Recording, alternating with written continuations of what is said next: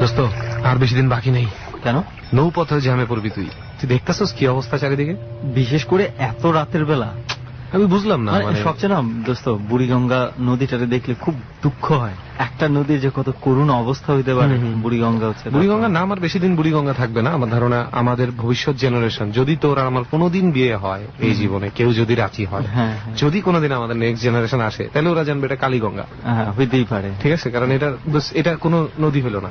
ওকে, যাই হোক, অনেকে তো অনেক কনফিউশনে পড়ে যাবে, বুঝিস না। আজকে বহুদিন পর, যদিও এখানে আমরা দুইজনই আছি আপাতত, আর মাঝি ভাই আছে, নৌকা আমরা পার হচ্ছি বুড়িগঙ্গা। আমাদের একটু মজা, আমাদের ইচ্ছা করলে আমরা গাড়ি করেই যাইতে পারতাম আমাদের ডট টিমের সাথে, বাট একটু নৌকার দুল খাইতে খাইতেই না হয়ে গেলাম। সেটা কি, কতদিন নৌকায় চড়ি না, ময়লা পানির গন্ধ নেই না। হ্যাঁ, ময়লা পানির গন্ধ নিস না। সরি, এটা তো ঢাকা শহরের রাস্তায় তো তুই যদি এখন হাঁটিস বিভিন্ন রাস্তাঘাটে, এমন ভাবে মানে কাজের নামে অনেক কাটাছেড়া করা হয়েছে, ওইখানে অনেক কিছু পাবি, ময়লা গন্ধ আর বৃষ্টির। ওগুলো তো সব বাস হয়ে গেছে। অনেকে দেখি নাক ছিটকায়, আমার তাদের দেখে বরং অবাক লাগে।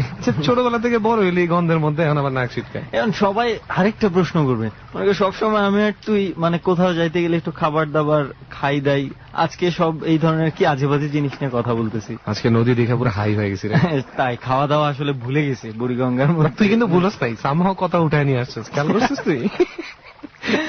ওকে, আর তো বেশি সময় নাই। কই আসি না আসি এটা তো অ্যাকচুয়ালি বলা দরকার। আসলে আমরা এই মুহূর্তে নৌকা হেলতে দুলতে নৌকা পার হচ্ছে এবং বুড়িগঙ্গা নদী পার হচ্ছে। আমরা কেরানীগঞ্জের দিকে যাচ্ছি। রাইট, কেরানীগঞ্জের একটা বাড়ি থেকে মোটামুটি বলা যায় আমরা দাওয়াত পেয়েছি। কি বলবো, সেই বাড়িতে খুব বাজে কিছু ঘটনা ঘটেছে, খুব হৃদয় বিদারক। যদি শুধু হয় পাটটা বাদ দিয়ে বলি দোষ, তাহলে কি, একটা বাবা মা, তাদের দুজন মাত্র সন্তান ছিল, দুজনেই মারা গেছে। এবার নিশ্চয়ই এটা বুঝে গেছেন যে এই মারা যাওয়াটা যদি স্বাভাবিক হতো, তাহলে আমি আর রেহান হয়তো ওখানে যেতাম না। অস্বাভাবিক কিছু আছে বলেই আমরা যাচ্ছি।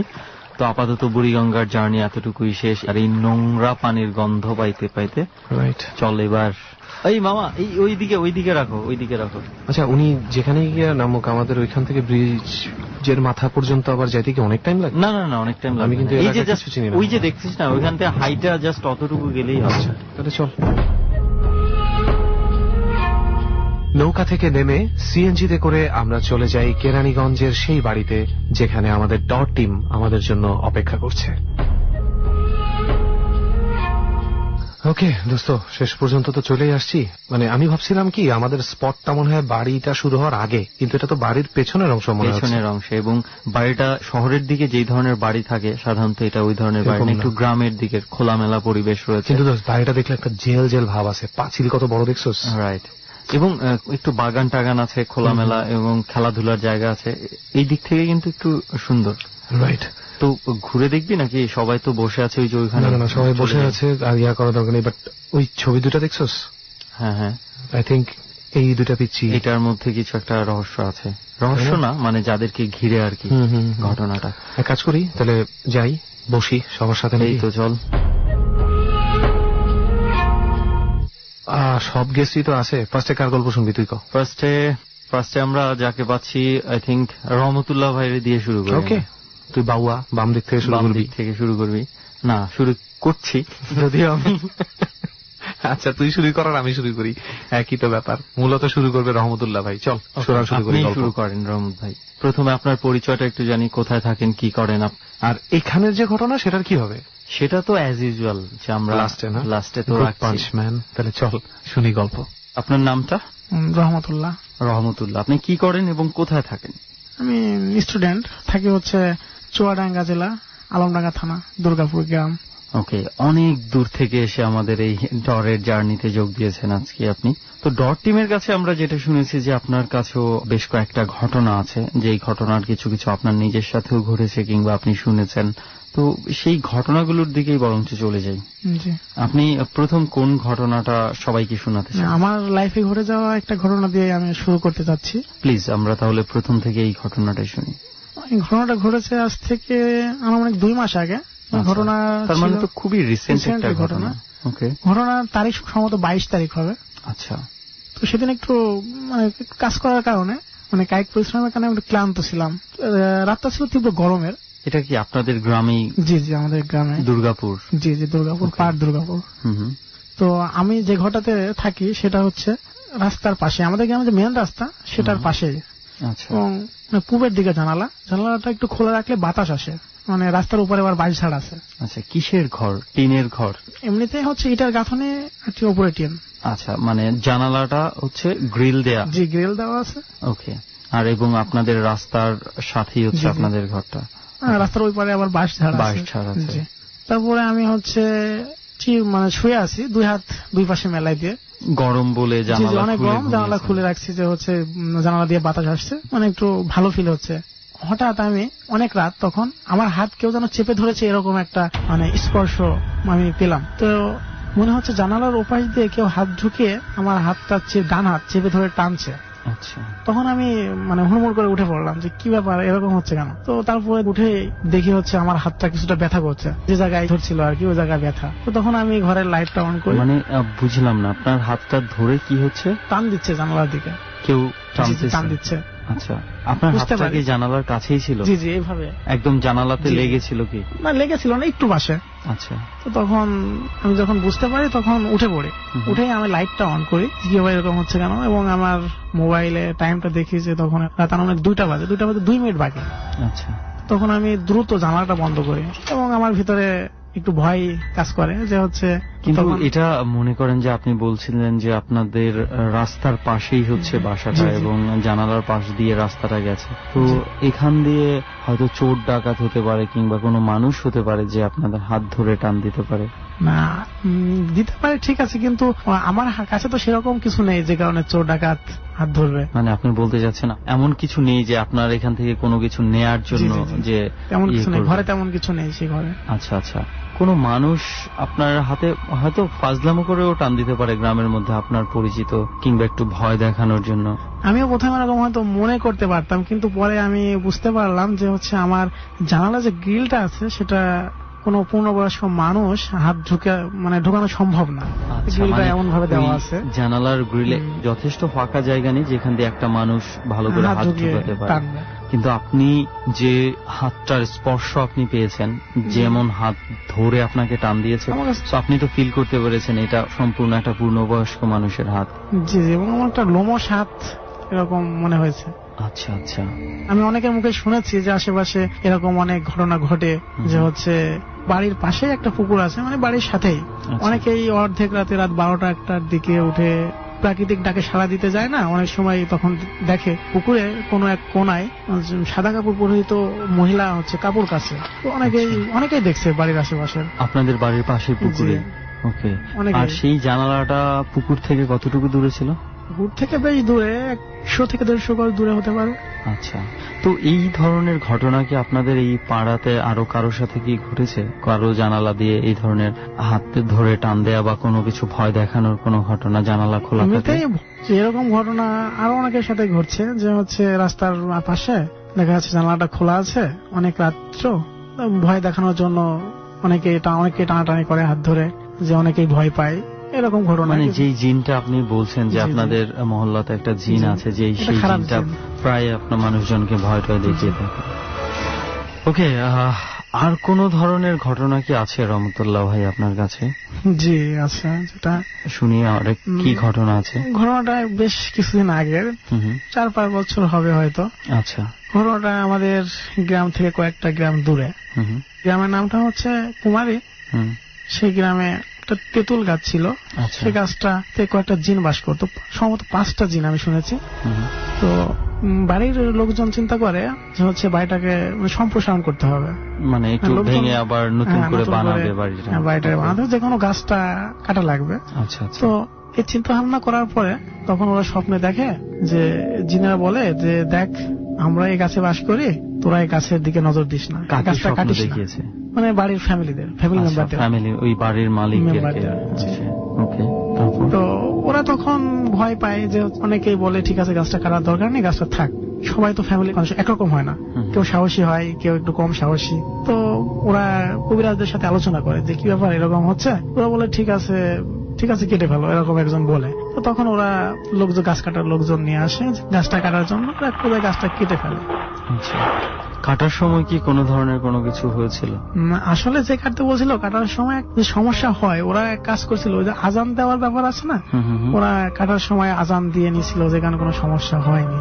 আচ্ছা আচ্ছা, আজান দিচ্ছিল, মানে এই কাটছিল। ধরনের একটা ভয়ের বিষয় থাকার কারণে ওরা একটু মানে এই বিষয়গুলো করে নিয়েছে যাতে করে নিয়েছে যাতে এগুলো থেকে সমস্যা না বাঁচা হয়। যায়। আচ্ছা, তারপর? তো তারপর থেকে এই গাছটা কেটে ফেলার পর থেকে ওদের বাড়িতে প্রতিনিয়ত একটা সমস্যা হতে থাকে। কিরকম সমস্যা? মানে যে কোনো ধরনের খাবার, সেটা হোক ওদের রান্না করা বা কোনো আত্মীয় স্বজন থেকে পাওয়া, হুম হুম, সেই খাবারটা ওরা মানে মনে করেন একটা খাবার প্যাকেট দিয়ে মোড়ানো আছে, হুম হুম হুম, তো প্যাকেটের মোড়ানোটা খোলার সাথে সাথে দেখা যাচ্ছে অনেক ময়লা খাবারে, আচ্ছা। তখন এটা চাইবে না। এটা কি ধরেন ওনারা কোনো কিছু রান্না করে রেখেছে হাড়ির জি, ভিতরে, তো সেক্ষেত্রে ওগুলা ওরা হচ্ছে যখন একটা পাতিলের ভিতরে মনে করেন ভাত রান্না করছে, হুম হুম, কি তরকারি রান্না করছে, ঢাকনা দিয়ে ঢাকা আছে, হুম হুম, ঢাকনা তো উঠিয়াই দেখছে খাবারের ময়লা খাবারের উপর। মানে মানে যে ছিটানো কোনো আছে। খাবার রান্না যে কোনো করে খাবার। রাখছে, কিন্তু খাওয়ার সময় বা এমনি নেয়ার সময় দেখছে যে ওখানে ময়লা। সেটা হোক রান্না করা কিংবা সেটা হোক কেউ যদি আত্মীয়স্বজন থেকে দিয়েও পাওয়া। যায় জি, তাও কেউ যদি সেই দিয়েও খাবারে যায়, এই অবস্থা। সেটাই অবস্থা হচ্ছে। তার মানে তো ওদের মানে বাসায় ওখানে খাওয়াই যাচ্ছে না। বেশ কিছুদিন যাবত ওরা অনাহারেই ছিল এক প্রকার। হুম হুম।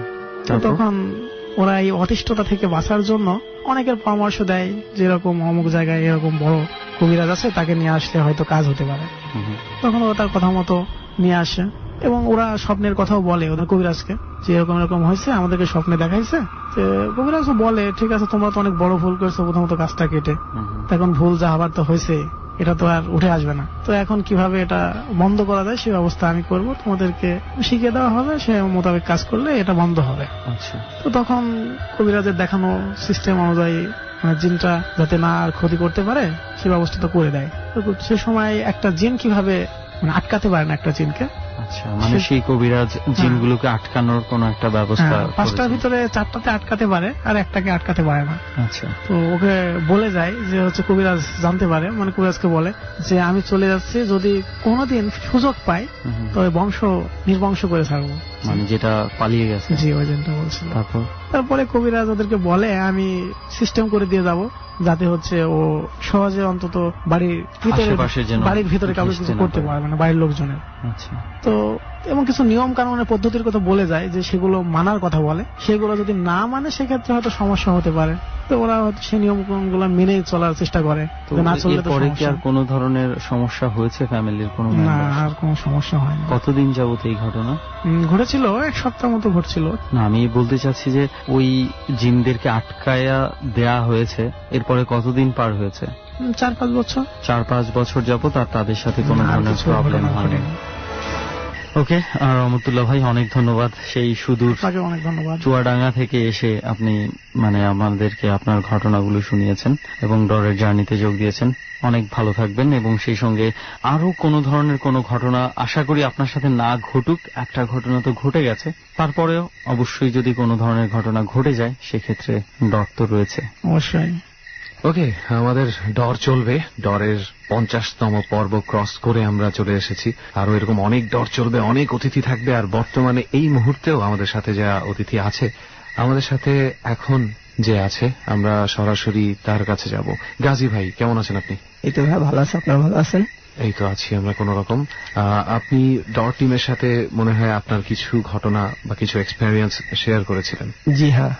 আচ্ছা, তো এই ঘটনাগুলো কি আপনার সাথে ঘটেছে নাকি অন্য জি, কারোর সাথে ঘটেছে? আসলে দুটো ঘটনার ভিতরে একটা ঘটনা আমার নিজের সাথে ঘটছিল, আর যখন ছোট ছিলাম আমি ক্লাস 2 তে পড়ি তখন একটা ঘটনা আমি নিজে ফেস করি। ফেসবুকে বলতে আমার সাথে ঘটনা, বাট আমরা দেখছিলাম। আমরা শুরু করি প্রথমটা দিয়ে, এটা দিয়ে শুরু করি। ওকে ভাইয়া। ওকে, এই ঘটনাটা তাহলে শুরু থেকে কোথায় ঘটেছে, কিভাবে তো ঘটেছে? আমি একটু বলুন। লোকেশনটা বলে দিচ্ছি। আগে আমরা ছিলাম ধানমন্ডিতে, ধানমন্ডি 1 নম্বর রোড। তো ওখান থেকে আমরা আসি ঝিগাতলা। তো ঝিগাতলার জায়গাটার বাড়ির নামটা বলবো না, বাট আমি জায়গাটার নাম বলতেছি, বাট সবাই চিনবে ঝিগাতলার। এটা হচ্ছে নীলা আবাসিক এলাকার সাথে বোরে গাছতলা বাড়ি। তো ওই বাসায় যে আমরা ভাড়া থাকতাম, বাড়িটা ছিল 3 সেট, আর বাড়িটা ছিল হচ্ছে ডানে একটা রুম, মাঝখানে ছিল গ্রেজ, বামে ছিল আরেকটা রুম। আচ্ছা, তো আমরা থাকতাম বামের রুমটাতে। তো মূল কথা হচ্ছে যে যখন আমরা ওই বাড়ি ভাড়া নেই তখন আমাদেরকে আর কি ওই বাড়ির আশেপাশের লোকজনরা বলছিল যে আপনার এই বাড়িটা ভাড়া নিন না, কারণ এটা অনেক দিনের পুরানো বাড়ি, এখানে সচরাচর মানুষ থাকে না। আর যে রুমটা আমরা ভাড়া নিয়েছিলাম ওই রুমটা নাকি প্রায় 3-4 বছর যাবত খালি ছিল। আচ্ছা আচ্ছা। তো তারপরে যেহেতু আমরা ফার্স্ট এই জায়গায় আসছি, চিনতাম না কোনো কিছু, তো আব্বু ভাড়াটা নেয়, নেওয়ার পর আমরা থাকা শুরু করি। তো যখন থেকে থাকা শুরু করি ওই মাস থেকে আর কি ঘটনা শুরু হয় বলতে কি, যে আমরা যখন রাত্রে শুয়ে থাকতাম তখন মূলত দেখতাম যে আমাদের টিনের উপরে কেউ পাড়াচ্ছে জোরে জোরে। টিনের উপরে পালানোর যে আওয়াজটা, সেই আওয়াজটা পেতাম। তো আবার দেখা যেত মধ্যরাতে যে গাড়ির গ্রেসটা ছিল সেখানে গাড়ি রাখা হতো, তো দেখা যেত গাড়ির হর্ন পেতাম আমরা। আমরা যখন রাত্রে শুয়ে থাকতাম তখন মূলত দেখতাম যে আমাদের টিনের উপরে কেউ পালাচ্ছে জোরে জোরে। টিনের উপরে পালানোর যে আওয়াজটা, সেই আওয়াজটা পেতাম। তো আবার দেখা যেত মধ্যরাতে যে গাড়ির গ্রেসটা ছিল সেখানে গাড়ি রাখা হতো, তো দেখা যেত গাড়ির হর্ন পেতাম আমরা। এবং হয়তো বা কেউ গাড়ি ড্রাইভ করে সামনে নিতেছে, একবার পিছনে ব্যাক করতেছে আর কি, এমন আওয়াজ। শব্দটা কি আপনি কনফার্ম যে আপনারা গ্যারেজের ভিতর থেকেই শুনতেন নাকি বাইরের কোনো রাস্তায়? না না, বাইরের রাস্তা তো আওয়াজের কোনো কথা নেই, কারণ আমাদের বাসার যে গ্রেসটা ছিল তার থেকে রাস্তা যেতে মিনিমাম 4 মিনিট লাগে, মানে যথেষ্ট দূরত্ব, অনেক দূরে। আর রাস্তাতে এত রাতে এত আর কি গাড়ি যাওয়া অসম্ভব এক কথায়, কারণ এটা ছিল কি নীরব আর কি, আবাসিক এলাকা তো রাত 11টার পরে লক করে দেওয়া হয়। আচ্ছা, তো এই কারণে এটা সম্ভব না। তো এক সময় দেখা যাচ্ছে যে আমার আব্বু আবার টেলার্সে কাজ করে, তো উনি রমজানের সময় যেহেতু তাদের কাজের চাপ বেশি থাকে, তো ওনারা কিন্তু রাত করে বাসায় ফিরে।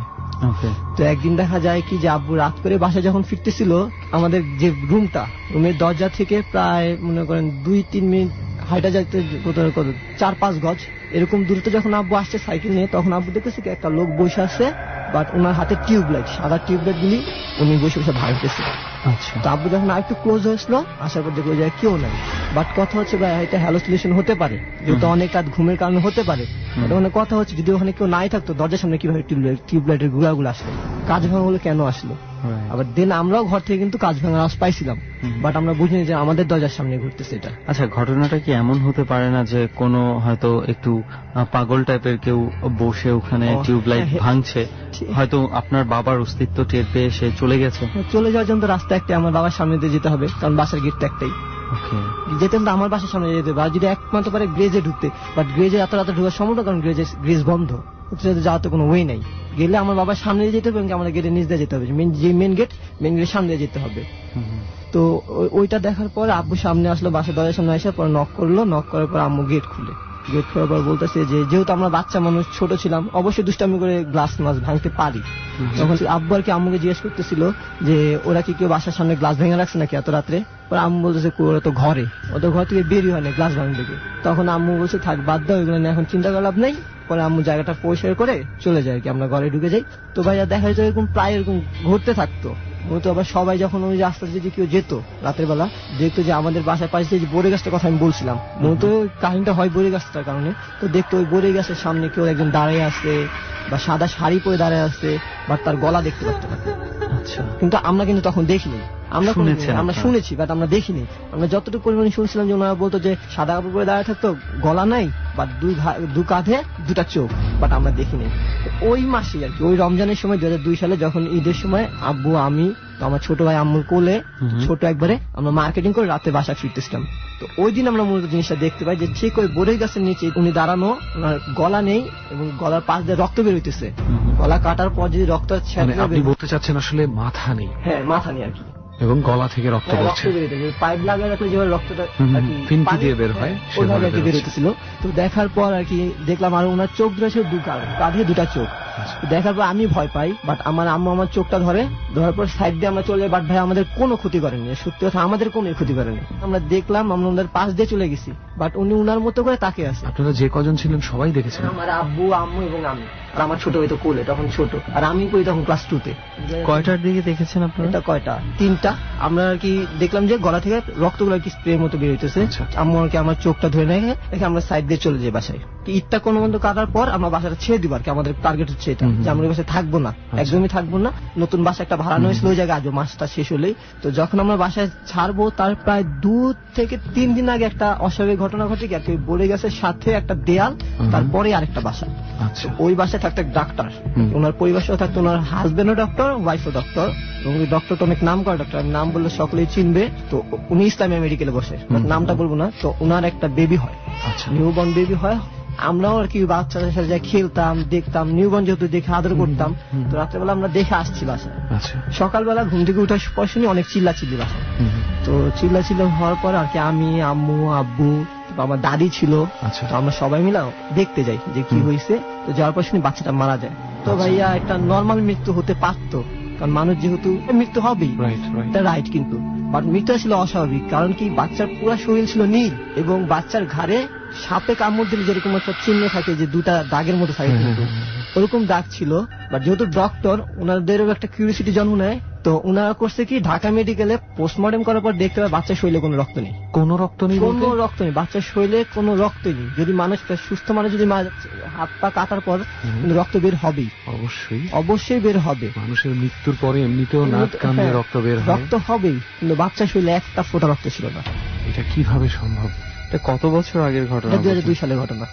এবং আপনি মানে যেটা বললেন যে একজন যথেষ্ট স্বনামধন্য ডক্টরের সন্তান, হ্যাঁ, এবং যথেষ্ট সায়েন্টিফিক একজন পার্সনের ঘরে এরকম আউট অফ সায়েন্স একটা ফ্যাক্টর ঘটে যাওয়া, মানে একেবারেই রক্ত ছিল না? না, একেবারেই রক্ত ছিল না। তারপরে দেখা যায় কি সায়েন্স আপনাদের কাছ থেকে শোনা যাচ্ছে, আমরাও জানি যে সায়েন্সের বাইরে যা হয় তাই কিন্তু ডর বা ভয় আপনারা বলে থাকেন সেটা। তো ওনারাও ব্যাপারটা পরে আর কি নর্মালি নেই, যদি নর্মালি তো অবশ্যই আমাদের হুজুরের কাছে যাইতো না। পোস্টমর্টমের পর আর কি লাশটাকে নিয়ে আসলো, আসার পর ওই যে আমাদের এখানে একটা হুজুর আছে, বাইতুল মোকাররম মসজিদে একজন হুজুর আছে।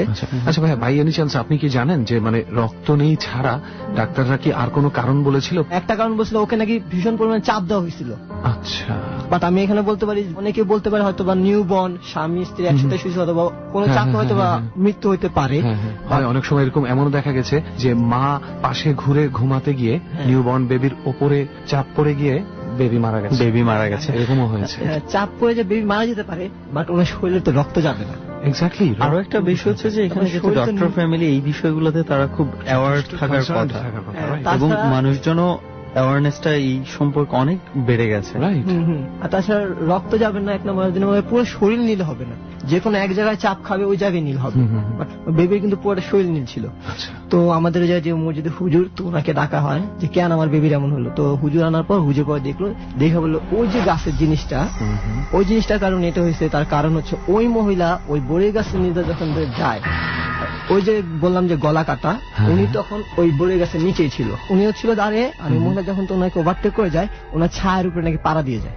ওনার মাকে কে বলেছে এই ইনফরমেশনটা? এটা হুজুর দিয়েছে। ওই যে হুজুরের কথা বলছিলেন, তুমি যখন আসছিল এখানটা তখন ও দাঁড়ায় ছিল ওই জায়গায়। আচ্ছা, মহিলার কোলেও নাকি তখন বেবিটা ছিল, ও যখন ওটা ক্রস করে আসে, তো ওনাকে পাড়া দেওয়ার ফলে নাকি ব্যথা পায়, ব্যথা দেওয়ার জন্য নাকি মাকে ব্যথা দিল। তাকে যেই মহিলা ব্যথা দিয়েছে তাকে তার সন্তান নিয়ে গিয়ে ব্যথা দিল ওই জিনিসটা কেটে গড়িয়েছিল হুজুর। ওকে, আমি জানি না হুজুর এই ইনফরমেশনটা কি সরাসরি কোনোভাবে আধ্যাত্মিক কোনোভাবে পেয়েছেন কিনা। হুজুরের আধ্যাত্মিক পাওয়ার আছে, কারণ আমরাই দেখছি যে মূলত অনেকেই হুজুরের কাছে যাইতো, কিছু আজগবি কলম থাকে, যে আগের জমানে আমরা কিছু কলম দেখতাম ময়ূরের পাখা, ওরকম কলম থাকতো তার পাশে, এবং উনি যে কালিটা দিয়ে লিখতো ওটা ছিল লাল রঙের, মোটামুটি সিঁদুর কালারের। আচ্ছা, ওটা দিয়ে জানি কি হয় একটা হিসাব করতো, হিসাব করে তারপর বলে দিত আর কি। আচ্ছা, আপনারা কি কখনো এই ধরনের কোন সিম্বল দেখেছেন যে 5 আঙ্গুলের একটা হাত আঁকা, তার উপরে কি লাল কালি দিয়ে লেখা কিছু দেখেছেন কখনো? ওকে, আই গেট ইট। এটা কি জানিস এই ব্যাপারটা?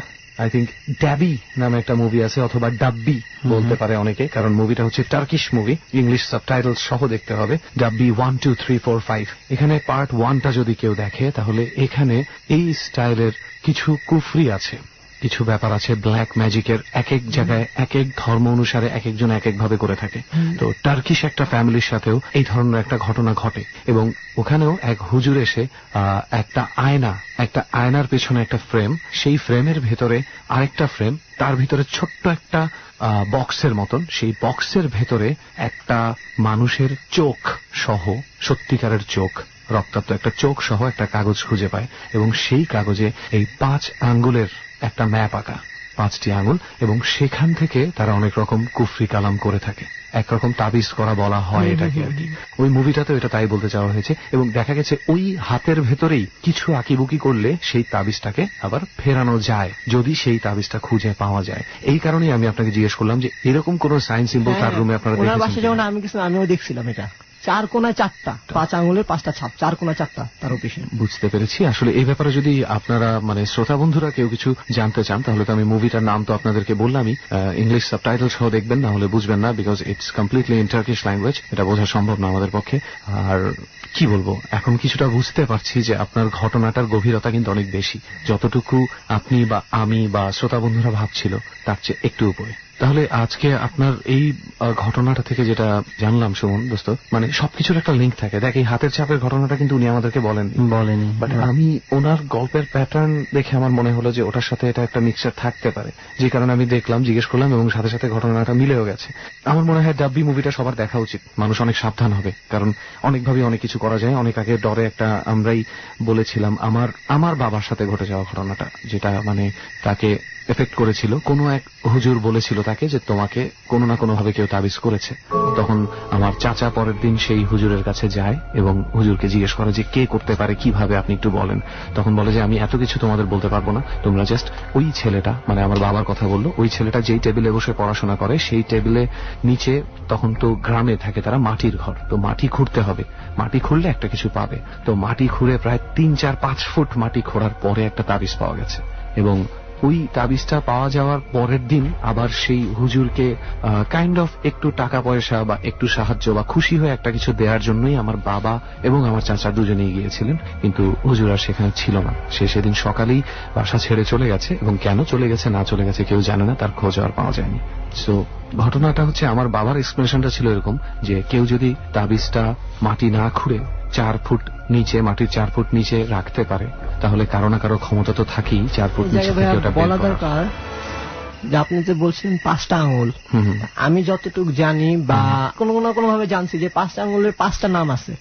তা আপনি যে বলেন মাটির তলে যেটা, এটা করা হয় পাতালপুরীকে দিয়ে, আরেকটা হচ্ছে লেগা তারা, আরেকটা হচ্ছে লেগা কালী।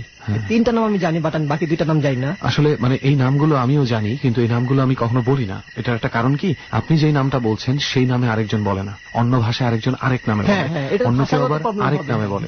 যার যতটুকু নলেজ সে সেই হিসাবে নাম দিয়ে নেয়, তো আমরা নামটা না দিই। হ্যাঁ, এখন কালী বলতে ওটা কি কালো বোঝাচ্ছে নাকি মা কালী বোঝাচ্ছে আমরা কিন্তু জানি না, তাই আমরা নামটা নিতে পারি না। সো এগুলোতে আমরা না যাই, নাম কি না কি জানি না। তবে হ্যাঁ, এই ধরনের কোন সাইন সিগনেচার দেখলে আপনারা সাবধান থাকবেন, এতটুকুই বড়জোর বলতে পারি। যাই হোক, থ্যাংক ইউ গাজী ভাই, আমাদের সাথে আপনার ঘটনাটা শেয়ার করার জন্য। অনেক কিছু জানতে পারলাম এবং জানাতে পারলাম। আপনাদেরকে ধন্যবাদ। ওকে, তো আমাদের সাথে তো অনেকেই থাকে, অনেকগুলো এক্সপেরিয়েন্স, তাদের অনেক ঘটনা আমাদের সাথে শেয়ার করে। ঠিক সেভাবেই আমাদের সাথে আজকে মানিক ভাইও আছে। আর মানিক ভাইয়ের ঘটনা সম্বন্ধে কিছুটা আইডিয়া মনে হয় সুমনের আছে ডট টিমের কাছে। রাইট, ডট টিমের কাছে আমরা শুনেছি, এবং এটা এতটুকু বলতে পারি সবাইকে যারা শুনতে যাচ্ছেন মানিক ভাইয়ের ঘটনা, আমরা অনেক সময় কিছু বিশ্বস্ততার বিষয় খুঁজি না, হয়তো ওনার ঘটনা শুনলে এই জিনিসটার একটা অস্তিত্ব আপনারা পেয়ে যাবেন। তো যাই হোক, আমরা মানিক ভাইয়ের কাছেই চলে যাই, ওনার কাছে ওনার এক্সপিরিয়েন্স শুনি। প্রথমে মানিক ভাই, একটু আপনার পরিচয়টা আপনার কাছ থেকেই জানি, কোথায় থাকেন, কি করেন। আমি মানিক বলছি, আমার গ্রামের বাসা ছিল গোপালগঞ্জে। আমি আসলে ওখানে থাকি না, আমি গাজীপুরের ওইখানে একটা এতিমখানা আছে। ছোটবেলা থেকে আমার আব্বা মারা যাওয়ার পর থেকে আমি এতিমখানায় বড় হয়েছি। ওকে, আর আপনার সাথে যে ঘটনাগুলো ঘটে ওগুলো কোথায় বসে ঘটে? আসলে আমার ছোটবেলায় যখন বাসায় ছিলাম, গ্রামের বাসায় গোপালগঞ্জে, তখন অনেক ঘটেছে, এবং রিসেন্ট কয়েকটা ঘটনা আমি আমার যে গাজীপুর যেখানে থাকি সেখানে ঘটেছে। ওকে, তাহলে আমরা গোপালগঞ্জের ঘটনা থেকে শুরু করি, পেছনের ঘটনা থেকে, কি বলিস?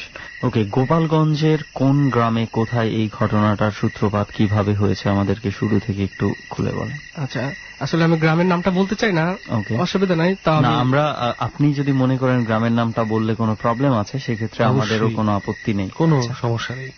আসলে আমরা অনেক আগে, প্রায় 90 সালের দিকে, আমরা গোপালগঞ্জ টাউনে, একবারে টাউনে আমরা বাস করতাম। তখন আমার দাদি চেয়েছিলেন যে আসলে টাউন থেকে একটু গ্রাম দিকে যাবেন, ওনার গ্রাম ভালো লাগে, এই জন্য উনি টাউন থেকে খোলামেলা পরিবেশ থাকে, তাই গ্রামে শিফট হয়। তো শিফট হওয়ার আগে উনি অনেক জায়গা দেখলো। সো আমাদের গোপালগঞ্জ টাউন থেকে 5 মিনিট লাগে যদি রিক্সা যায়, এরকম একটা দূরত্ব বজায়, আর একটু বেশি সময় লাগতে পারে। তো ওইখানে একটা জায়গা দেখে, এলাকাটা খুব পুরনো এলাকা একটা, এবং হিন্দু এলাকা। আচ্ছা, তো ওইখানে আমার দাদি যায়, এবং ওনার ওই জায়গাটা দেখে খুব পছন্দ হয়। খুব ভালো জায়গা ছিল, একটা পুকুর ছিল, অনেক সমতল জায়গা ছিল, যেটা বাসা বানানো যাবে সেরকম। চারিপাশে অনেক ভালো গাছ ছিল, যেগুলো দেখে আমার দাদি খুব পছন্দ করছে। খোলামেলা পরিবেশ, নির্জনতা, হ্যাঁ, খুব ভালো একটা জায়গা, এবং রাস্তার পাশে, এই জন্য দাদি খুব পছন্দ করছিল। দেন প্রথম যে ঘটনা ঘটে আমার দাদির সাথে, সেটা ছিল এরকম যে আমার দাদি যখন ওই জায়গাটা কেনার জন্য ওই যে মালিক, ওনার সাথে কথা বলার যে দিন বলবে সেদিনের কাহিনী। উনি ওই দিন অনেক ক্লান্ত ছিল, যে জায়গাটা কিনবে সে জায়গায় একটা তেঁতুল গাছ ছিল। আচ্ছা তো ওই গাছের নিচে উনি অনেক ক্লান্ত ছিল, অনেক ভর দুপুর বেলায়, তো উনি যে একটু বিশ্রাম নিল। তো তখন উনি কিন্তু কথা বলে নাই যে আমি জায়গাটা কিনবো যে মালিকের সাথে, জাস্ট উনি যাবে। তো উনি ওইখানে একটু বিশ্রাম নেওয়ার জন্য একটু শুলো, একটা হেলান দিল গাছের সাথে। তখনই উনি একটা স্বপ্ন দেখলো, যে স্বপ্নটা এরকম ছিল যে কে একজন আগে বলতেছে স্বপ্নের মধ্যে, কিন্তু কোনো ছবি দেখে নাই বা কোনো ইয়া দেখে নাই, একটা ভয়েস শুনছে। যে ভয়েসটা এরকম ছিল যে বলছিল আমার দাদিকে যে তুই তো চাচ্ছিস এই জায়গাটা কেনার জন্য, তোর জন্য উপযুক্ত হবে এই জায়গাটা না কেনা, তুই যেখানে আছিস সেখানে থাক। ডর মানে ভয়। তো উনি ওইখানে একটু বিশ্রাম নেওয়ার জন্য একটু হেলান দিল গাছের সাথে। তখনই উনি একটা স্বপ্ন দেখলো যে কে একজন আগে বলতেছে, কিন্তু কোনো ছবি দেখে নাই বা কোনো একটা ভয়েস শুনছে। যে ভয়েসটা এরকম ছিল, বলছিল আমার দাদিকে যে তুই তো চাচ্ছিস এই জায়গাটা কেনার জন্য, তোর জন্য উপযুক্ত হবে এই জায়গাটা না কেনা, তুই যেখানে আছিস সেখানে থাক। আর এই পর্যন্ত এখানে যারা আসছে কেউ থাকতে পারে নাই। আচ্ছা, তুই এই জায়গাটা কিনিস না, তুই চলে যা। আমার দাদি অনেক ধার্মিক মানুষ ছিল, উনি এটা কোনো কেয়ার করে নাই। আচ্ছা, কিন্তু মানে তার স্বপ্নে কেউ একজন তাকে বলেছে এই জায়গাটাতে আগেও যারা ছিল তারা ঠিক মতন থাকতে পারেনি, এই ব্যাপারটা কি? এই জায়গাটার হিস্ট্রিটা আসলে কি? আসলে এই জায়গাটার হিস্ট্রি এরকম যে অনেক আগে ব্রিটিশ পিরিয়ড থেকে ওই জায়গাটা ছিল একটা বড় এক শ্মশান, প্রায় 7-8টা গ্রামের, আরো বেশি হবে, একটা বড় একটা ইউনিয়নের ওই জায়গাটা ছিল একটা ইয়া, মানে অনেক দূর দূর গ্রাম থেকে গ্রাম থেকে কাজ সম্পন্ন করতে এখানে আসলো। খুব বড় একটা জায়গা ছিল, ওইখানে গেলেই সবাই চিনবে জায়গাটা। আচ্ছা, আর সবচেয়ে বড় প্রবলেম ছিল ওইটা যুদ্ধের পর থেকে ওইখানে আর ওরা যারা হিন্দুরা ছিল তারা ওইখানে ওইটা শ্মশান হিসেবে ইউজ করতো না, তারা নতুন একটা জায়গায় শিফট করছে। তাও যারা দূর থেকে আসে তারা ওইখানে ইয়া করতো, কিন্তু আমরা যে জায়গাটা কিনছি সেই জায়গায় না। আর আমাদের জায়গাটা ছিল পুরনো, যে সময় জায়গাটা শ্মশান হিসেবে ইউজ করতো ওইটা ছিল চিতাখোলা, মেইন জায়গায় উঁচু জায়গা, ওইটা চিতা হিসেবে ইউজ করতো। তো এর আগে অনেকে চেষ্টা করছে থাকার, কিন্তু কেউ পারেনি। ওইখানে অনেক প্যারানরমাল কাজ হতো, অনেক অলৌকিক কাজ হতো, যেগুলি ব্যাখ্যা আজ পর্যন্ত কেউ দিতে পারে না। এগুলো কি আপনারা মানে সাধারণ মানুষের মুখে মুখে শুনেছেন? হ্যাঁ, সাধারণ সব ওই গ্রামটা সবাই ওই জায়গা সম্পর্কে জানতো। ইভেন রাত 7টা কি 8টার পর থেকে আমাদের যে মেইন রোড থেকে ওই পাস হওয়ার জায়গাটা গ্রামের মধ্যে ঢোকার জন্য সেই ফাঁকাটা জায়গাটা ছিল ওই শ্মশানটা, এবং গ্রামে ঢোকার প্রথম বাড়িটা ছিল আমাদের। আচ্ছা, আর ওই রাত 7টা থেকে 8টার পর থেকে কেউ ওই রাস্তা দিয়ে ইউজ করতো না, কেউ না। খুব রেয়ার যদি কেউ ইউজ করতো তখন 4-5 জন ছাড়া যেত না। কারণ কেনার আগে কি মানে শুনেছে এখন অতটা হয় নাই, কিন্তু আমি বলতে চাচ্ছি যে যখন আপনার দাদি এই জমিটা কিনতে যায়, তো গ্রামের মানুষজনের কাছে কি উনি এই ধরনের ঘটনাগুলো শুনেছিলেন? হ্যাঁ, উনি শুনেছিলেন, কিন্তু তারপরেও কিনেছে, যেহেতু সে ধার্মিক, এই বিষয়গুলো এইভাবে পাত্তা দেয়। একটা কথা ছিল যে আল্লাহ আছে, উনি আমাকে প্রোটেকশন দেবে, ওর কাজ ও করুক, আমার কাজ আমি করি। আচ্ছা আচ্ছা, ওকে। তারপরে আমার দাদি ওই স্বপ্ন দেখলো, তারপরে উনি কোনো কিছু চিন্তা করলো না, জাস্ট উনি ভাবলো একটা স্বপ্ন দেখছি। উনি কেয়ার না করে উনি যার জায়গা তার সাথে কথা বললো, তা বললো যে আমি এই জায়গাটা কিনতে চাই। আর যে মালিক ছিল সে ওই জায়গাটা বিক্রি করার জন্য অনেক চেষ্টা করতেছিল, কারণ ওইখানে কেউ থাকতে পারে না, আর ওই জায়গাটা আসলে খালি খালি পড়ে আসে, এর জন্য মালিকও চাচ্ছিল বিক্রি করতে। তখনকার ওই জায়গাটার দাম ছিল প্রায় ধরেন 1 লাখের মতো, কিন্তু ওই জায়গাটা আমার দাদি পাইছিল জাস্ট 80,000 টাকা। 1 লাখ টাকার উপর হওয়ার কথা, বদনাম থাকার কারণে 1 লাখ টাকার উপরে যে জমির দাম সেটা 70-80 হাজার টাকা দিয়ে বিক্রি করে চলে যাচ্ছে। আর আমার দাদিও কম খরচে পেয়েছে জন্য ওটা কিনে নিয়েছে। খুবই স্বাভাবিক। তারপরে যে হলো, ওনার সাথে চুক্তি করার পর থেকে দাদি প্রায় এই স্বপ্ন দেখতো, ওই একই স্বপ্ন, এই জায়গাটা কেনা তোমার জন্য উপযুক্ত। তখনও বাড়িতে আসেনি। তখন আমরা গোপালগঞ্জে, আল্লাহ যেহেতু আমার সাথে আছে, অন্যরা আমার কি করতে পারে, জাস্ট ওনার এই বিশ্বাসটুকুর জন্য আমরা ওই জায়গায় যাই। আচ্ছা, সো ওইখানে যাই, প্রাথমিকভাবে কয়েকদিন কিছু হয়নি, কিন্তু গ্রামের মানুষ অনেকে বলতো যে তোমরা সন্ধ্যার সময় ঘর থেকে বেরোবে না, আর সবসময় ঘরের মধ্যে আলো রাখবা, কারণ প্রবলেম হতেই পারে। আর প্রবলেম হলে তোমরা ওই গ্রামে একটা আছে কি, যদি কোনো সমস্যা হয় যে ঢাকঢোল বা প্লেট থাকলে বাজানোর একটা প্রচলন আছে আমাদের ওইখানে, জানি না অন্য কোথাও আছে কিনা।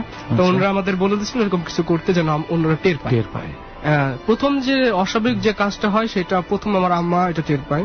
উনি একদিন সন্ধ্যাবেলা রান্না করতেছে, তখন উনি বসে বসে রান্না করতেছে, মাছ কাটতেছিল, উনি টের পায় ওনার পিছনে কেউ শ্বাস নিচ্ছে, আর ওনার কাঁধে সেই শ্বাসের যে ইয়াটা, একটা গরম যে হাওয়াটা ওইটা লাগছে। উনি খুঁজে দেখলো, কিছু হয়নি। দেন তারপরে যে কাহিনীটা হলো, তার কিছুক্ষণ পরে উনি ঘরে গিয়ে আমার দাদিকে ডাকলো, দেখেন আমি এরকম ভয় লাগতেছে, তো আপনি একটু এসে থাকেন। আমার সাথে থাকেন, আমি কাজটা করি। দাদি বললো তুমি যাও, আমি আসতেছি। তখন রান্না করতেছি, কিছুক্ষণ পর আমার আম্মার আঁচল ধরে টান দেয়। সিরিয়াসলি তখন আমার আম্মা খুব ভয় পায়, যে ঘরে ঢুকে এবং আমার দাদিকে বলে আপনি যে রান্না করেন আমি পারবো না। শুধু আঁচল ধরে টান কিছুই দেখে না, অনেক খুঁজছে।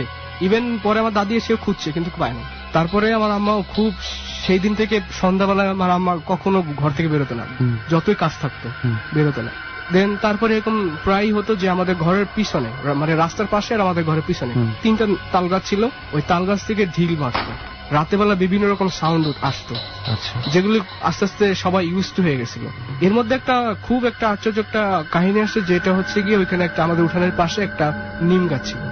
নিম গাছটার একটা ইয়া ছিল কি, সন্ধ্যা যখন সূর্যটা ডুববে তারপরে যে একটা স্বাভাবিক যে আলোটা থাকে, ওই সময় গাছ থেকে এক বালতি পানি মারলে যে শব্দটা হবে সেই শব্দটা হতো, আর এক বালতি পানি মারলে উঠানের যে ইয়াটা হবে, পানির দাগ পড়ে, পানির যে দাগটা থাকবে সেটা দেখা যেত। আবার মাঝে মাঝে শুধু সাউন্ডটা শোনা যেত, কিন্তু দাগটা মানে পানির ইয়া দেখা যেত না। আপনি কখনো দেখেছেন? হ্যাঁ, আমি নিজে এটা দেখেছি এবং আমি অনেকবার চেষ্টা করছি আসলে ওইটা জিনিসটা কি। ইভেন মাঝে মাঝে আমি এরকম করতাম, আমি জানলা দিয়ে, আমার ঘরের রুমের জানলা দিয়ে আমি দেখতাম আসলে পানি মারে কি। এটা অনেক সবাই ফেস করছে, গ্রামের সবাই এই গাছটা সম্পর্কে সবাই জানতে। ইভেন আমরা অনেক চেষ্টা করছিলাম গাছটা কাটা, কিন্তু গ্রামে এমন কেউ পাই নাই যে গাছটা কাটার সাহস কারো আছে। ওই এলাকার মানুষ কি মানে ওই গাছটা সম্বন্ধেও কি কোনো এরকম অভিশপ্ত ব্যাপার ছিল? আসলে ওইটা চিতা, মানে মেইন চিতা উঠানের ভিতরেই তো পড়েছে, তাই না? হ্যাঁ, ওই জমিটাতে কোনো কিছু করতেই ওই এলাকার মানুষ আসলে ভয় পায়, এবং ওনারা হিন্দু ছিল তো ওটার প্রতি আলাদা একটা মোহ ছিল, ইয়া ছিল, এর জন্য আর কি ওনারা কেউ চাইতো না। তারপরে যে কাহিনী, যে তারপরেও আপনারা তো ওই বাসায় উঠলেন এবং ওই বাসায় থাকতে শুরু করলেন। হ্যাঁ, ইভেন আমরা এরকম করছি যে এরকম অনেক প্রবলেম হওয়ার পরে আমরা আমাদের যে প্রিস্ট থেকে পালক বলি আমরা, যেরকম আপনারা হুজুর বলেন, আমরা এরকম মেনে আমরা অনেক ইয়া করছি, দোয়াটা পড়ছি। তারপর থেকে আবার অনেক দিন গ্যাপ ছিল। তারপরে যখন আমার জন্ম হলো 1994 সালে, তখন থেকে আবার একটা এরকম একটা রেওয়াজ শুরু হলো। যেদিন আমি জন্মগ্রহণ করি আমার ডান পা প্যারালাইজ ছিল, কিন্তু স্টিল এখন আমি হাঁটতে পারি। তখন অনেক কবিরাজ টবিরাজ দেখা হয়েছে, বলছে যে ও কোনোদিন হাঁটতে পারবে না, এরকম একটা কাহিনী ছিল। আর সবচেয়ে আর একটা খারাপ একটা কাহিনী যেটা প্রচুর আমাকে ইফেক্ট করছে, যে অমাবস্যা এবং পূর্ণিমার সময় আমার দেহটা পুরা নীল হয়ে যেত। একটা কিছু যদি আমার উপরে চাপ দেয় এবং যদি আমার দমটা বন্ধ হয়ে যায়, যে কালারটা হবে শরীরে সেই কালারটা হতো। এবং অনেক কবিরাজ অনেক কিছুকে দেখানো হয়েছে, তারা বলছে যে এরকম সময় ওর উপরে কেউ ভর করে, যেটার প্রভাবটা পায়। কখনো ডাক্তার দেখিয়েছিলেন? আমাকে একটা হোমিওপ্যাথি ডাক্তার দেখানো হয়েছিল গোপালগঞ্জে। উনি এলাকার খুব নাম করা একজন, কিন্তু কখনো উনি আমাকে ওষুধ দেয় নাই। আমি যখন যেতাম, উনি আমাকে ওনার হাতে একটা যে মালার মতো থাকে, উনি ওইটা দিয়ে আমাকে ফু দিতেন আর বলতে যাও, এরপরে যদি ভয় পাও তুমি আবার আমার কাছে আসবা। স্টিল উনি বাঁচা আছে, আপনারা যদি কেউ বিশ্বাস না করেন ওনার কাছে যে জিজ্ঞাসা করতে পারেন আসলে আমার কাহিনীটা কি। আমি লাস্টে গত বছর ওনার সাথে যে কথা বলছিলাম, উনি আমাকে একটাই কথা বলছিল যে মানিক, তুমি কি এখনো কোনো কিছু টের পাও বা অনুভব করো? ওনার কাছে আমি অনেক জানতে চেয়েছিলাম, কিন্তু আসলে উনি আমাকে বলতে চায় নাই যে তুমি ভয় পাবা বা সেই জন্য বিষয়গুলো হাইড হয়ে গেছে। আচ্ছা, এরপরে কি ঘটনা? তারপরে হলো যেরকম আপনারা পীর বলেন সেরকম টাইপের একজন লোক ছিল হুজুর, কিন্তু ডাক্তারি করতো, হোমিওপ্যাথি যাচ্ছিল। সো ওনার চিকিৎসায় আমার পাটা ঠিক হয়, কিন্তু কোনো ওষুধ না। এটা হচ্ছে কথা, কোনো ওষুধে না। তাহলে কি উনি আর কি, ওই যে আমি যেতাম প্রত্যেক শুক্রবার বিকেলে যেতে হতো, তা উনি আমাকে আমার পাটা ধুয়ে দিত এবং অনেকক্ষণ উনি সূরা টুরা পড়তো, এই কাজটাই করতো। ওনার এটাই ছিল, আর কোনো ওষুধ দিত না। আস্তে আস্তে আমার ঠিক হয়ে যায়। তারপরে যে কাহিনী, সবচেয়ে বড় যে কাহিনীটা হয়, যে আমার বাবার উপরে 1999 সালের লাস্ট দিকে যে কাহিনীটা হয়, যে আমার বাবা হঠাৎ প্রচুর অসুস্থ হয়ে যায়। আপনার বাবার বয়স কত ছিল তখন? আমার বাবার বেশি না, হাইস্ট গেলে 28 বছর বয়স, এর বেশি হবে মাত্র। হ্যাঁ, আমার এখন মার বয়স মাত্র 38 বছর বা 40 বছর হবে। সো তখন এরকম হঠাৎ একটা যুবক, একটা মানুষ হঠাৎ যদি অসুস্থ হয়ে যায়, আর আমাদের গ্রামের মধ্যে উনি সবচেয়ে বলিষ্ঠ মানুষ ছিল, উনি 6 ফিট লম্বা ছিল। সো গ্রামের মধ্যে সবাই ওনাকেই শ্রদ্ধা করতে এবং খুব ভালো ছিল, কর্মঠ মানুষ ছিল। তো উনি হঠাৎ অসুস্থ, এটা গ্রামে খুব একটা ইয়ে হয়ে গেল যে এত মানে ভালো একটা মানুষ, বলবান মানুষটা হঠাৎ কিভাবে অসুস্থ। আর ইন দ্য মিন টাইম হচ্ছে আপনাদের বাড়িতে ওই ধরনের অস্বাভাবিক ঘটনাগুলো ঘটছে, ইউজ টু হয়ে গেছিলাম। আচ্ছা, হঠাৎ বৃষ্টির পানি পড়া, টিনের চালে ঢিল মারা, গরম হাওয়া পাওয়া। তারপর আপনার বাবা অসুস্থ হয়ে যাওয়ার পরে কি হলো? তখন আমরা বিভিন্ন জায়গায় হসপিটালে দেখানো শুরু করলাম আসলে বাবার কি হয়েছে, কিন্তু ডাক্তাররাই কোনো রিপোর্টই দিতে পারে নাই। যে আসলে রোগটা ধরতে পারছে না, ধরতে পারে না যে আসলে কি হয়েছে। এবং আমি প্রায় দেখতাম যে আমরা বাবা বমি করলে ভিতর থেকে রক্ত বলবো না, যে অনেক নীল রঙের অনেক কিছু দানা দানা, যেগুলি প্রচন্ড গন্ধ ছিল। আর ওইগুলো ডাক্তারদের কাছে নিয়ে যাওয়া হয়েছে, ডাক্তার আসলে ওইগুলো চেক আপ করার পর ওনারা কোনো রিপোর্ট দিতে পারে না। ওনারা এটাও বলতে পারেনি যেগুলো আসলে কি, হ্যাঁ কি এইটাও বলতে পারে না। ধারণা করছে রক্ত হতে পারে, কিন্তু আসলে তো রক্ত নীল হবে না, মানে একটা হলুদ তো হবে না। হ্যাঁ হলুদ হবে না, নীল হবে না, মানে অস্বাভাবিক। একটা যদি রক্ত যদি জমাট হয়ে যায় তখন একটা কি বলবো খয়েরি রং ধারণ করে, কিন্তু নীল রং কখনো ধারণ করে না।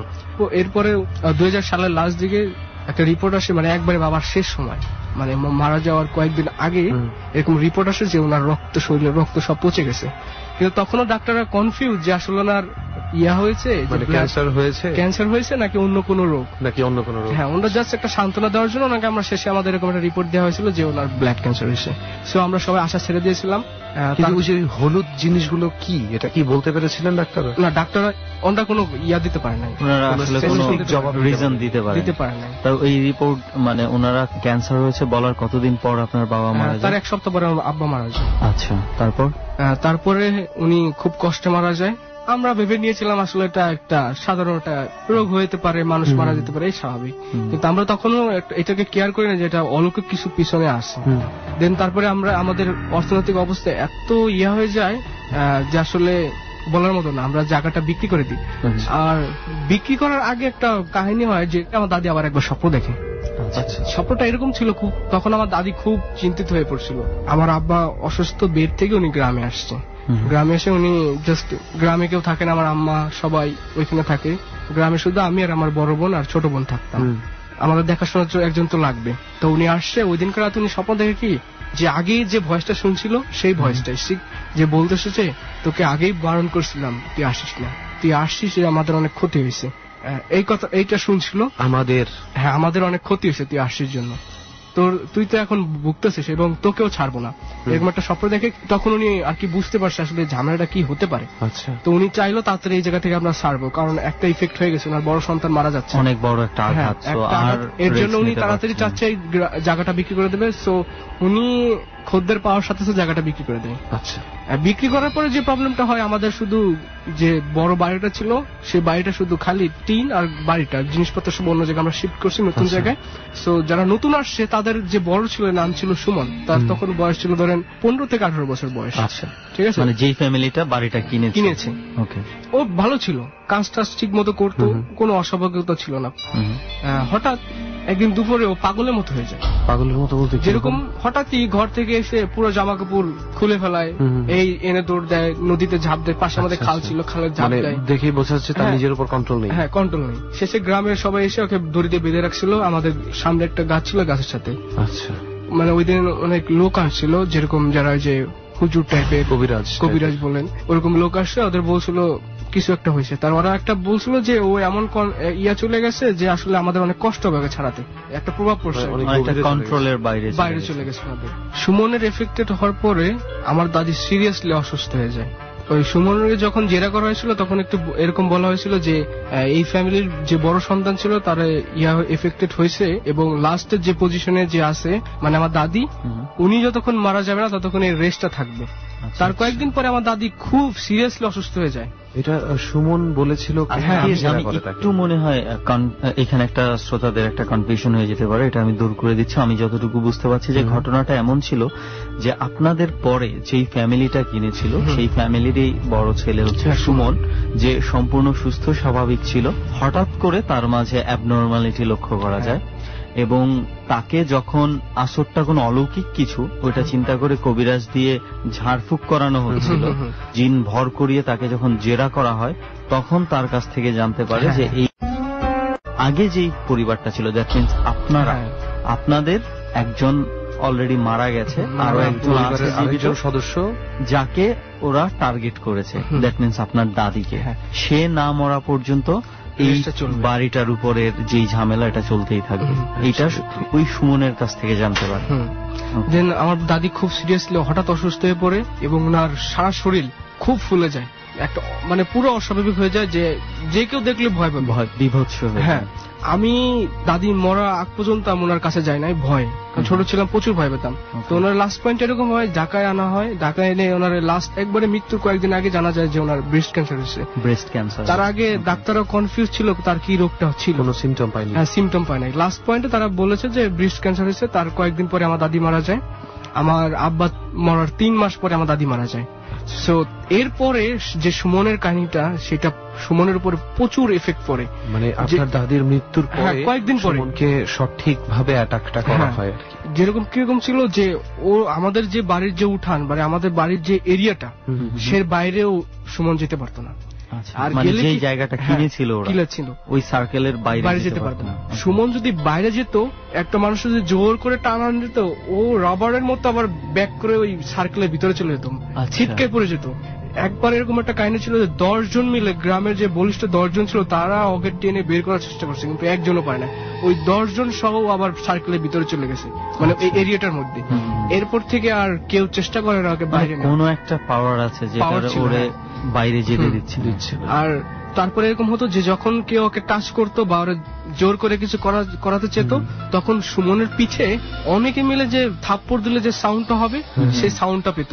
আর তখন সুমনের পিছে দাগ বোঝা যেত, 5টা 3টা। হ্যাঁ, দেখতো, গ্রামে সবাই দেখছে এই জিনিসটা। এর জন্য কাছে কেউ যেত না এবং কেউ ওকে জোর কিছু করতো না। ও যেরকম থাকতে চায় সেরকম থাকতো। লাস্টে যেরকম হয় এরকম ওর উপরে প্রচন্ড অত্যাচার শুরু হয়ে যায়। লাস্টের দিকে এরকম হয় অনেকে মিলে আসে, যে কবিরাজ টাইপের অনেকে মিলে আসে ওকে ইয়া করার জন্য, যে লাস্ট পয়েন্টে দেখা যাক ওরা বাঁচানো যায় কিনা।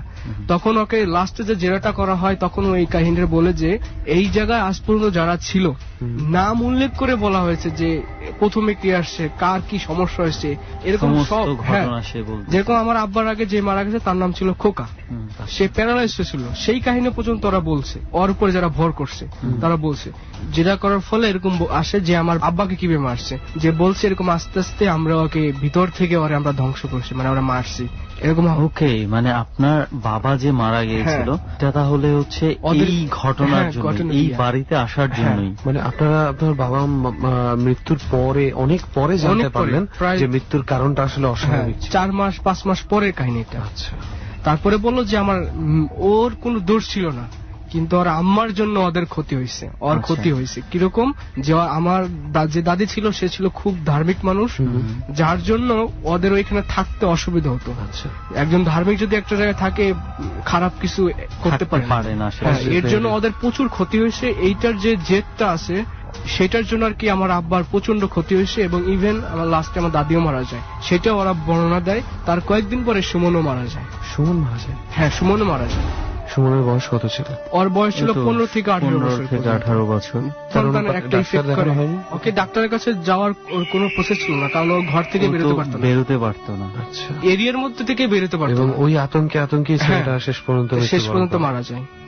মানে একটা জিনিস তুই চিন্তা করেছিস, সুমন মানে যতটা ভয়ের ততটাই কষ্টের, রাইট। এবং সবচেয়ে বড় কথা হচ্ছে ওর কিন্তু এই বাড়িতে এর আগে কারা কারা ছিল সবার নাম ঠিকানা ধরে বলার কোনো মানে স্কোপ ছিল না, তার জানার কথা ছিল না। ওইখানে যে গ্রামের যারা লোক ছিল, যারা 32টা ফ্যামিলির আগে যারা ছিল, তাদেরও চিনতো না।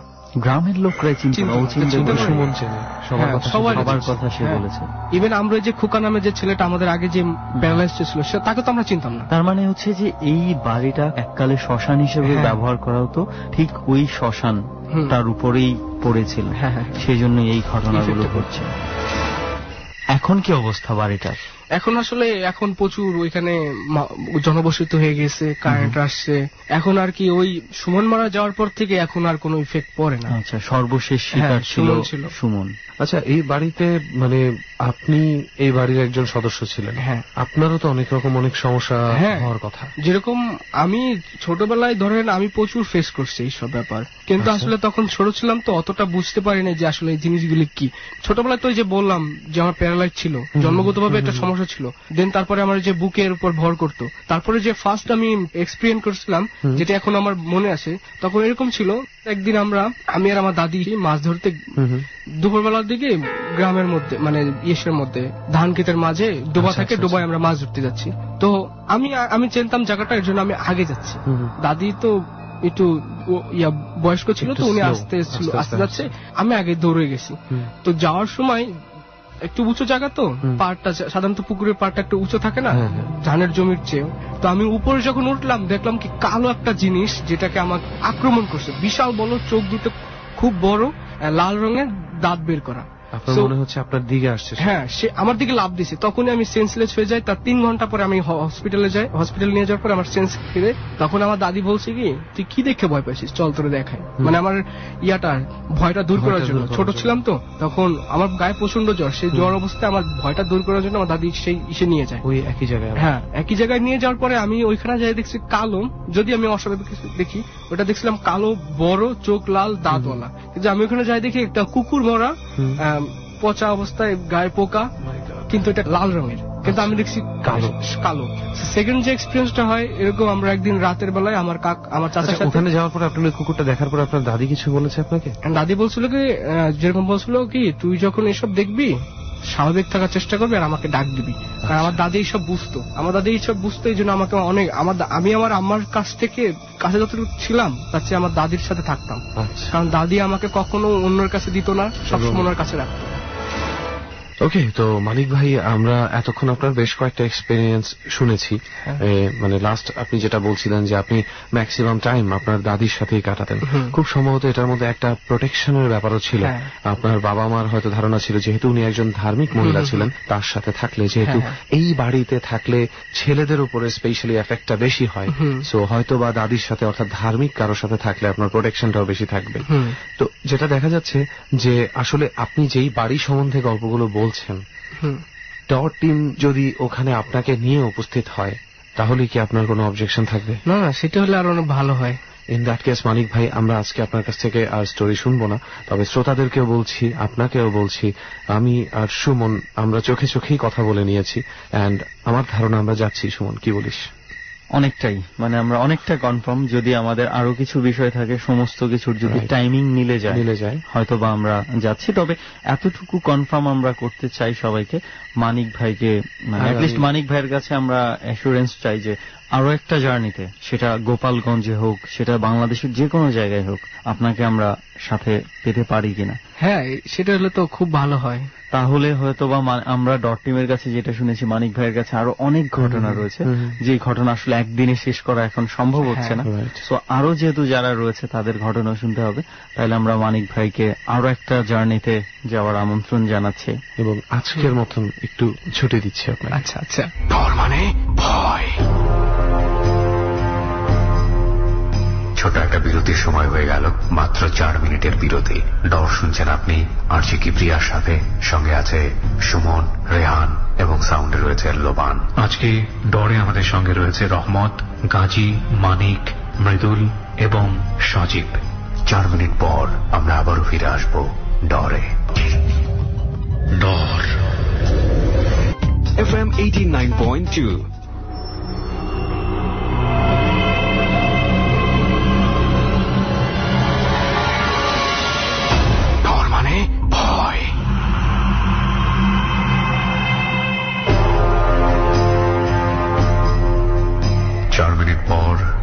স্বাগত ডরে।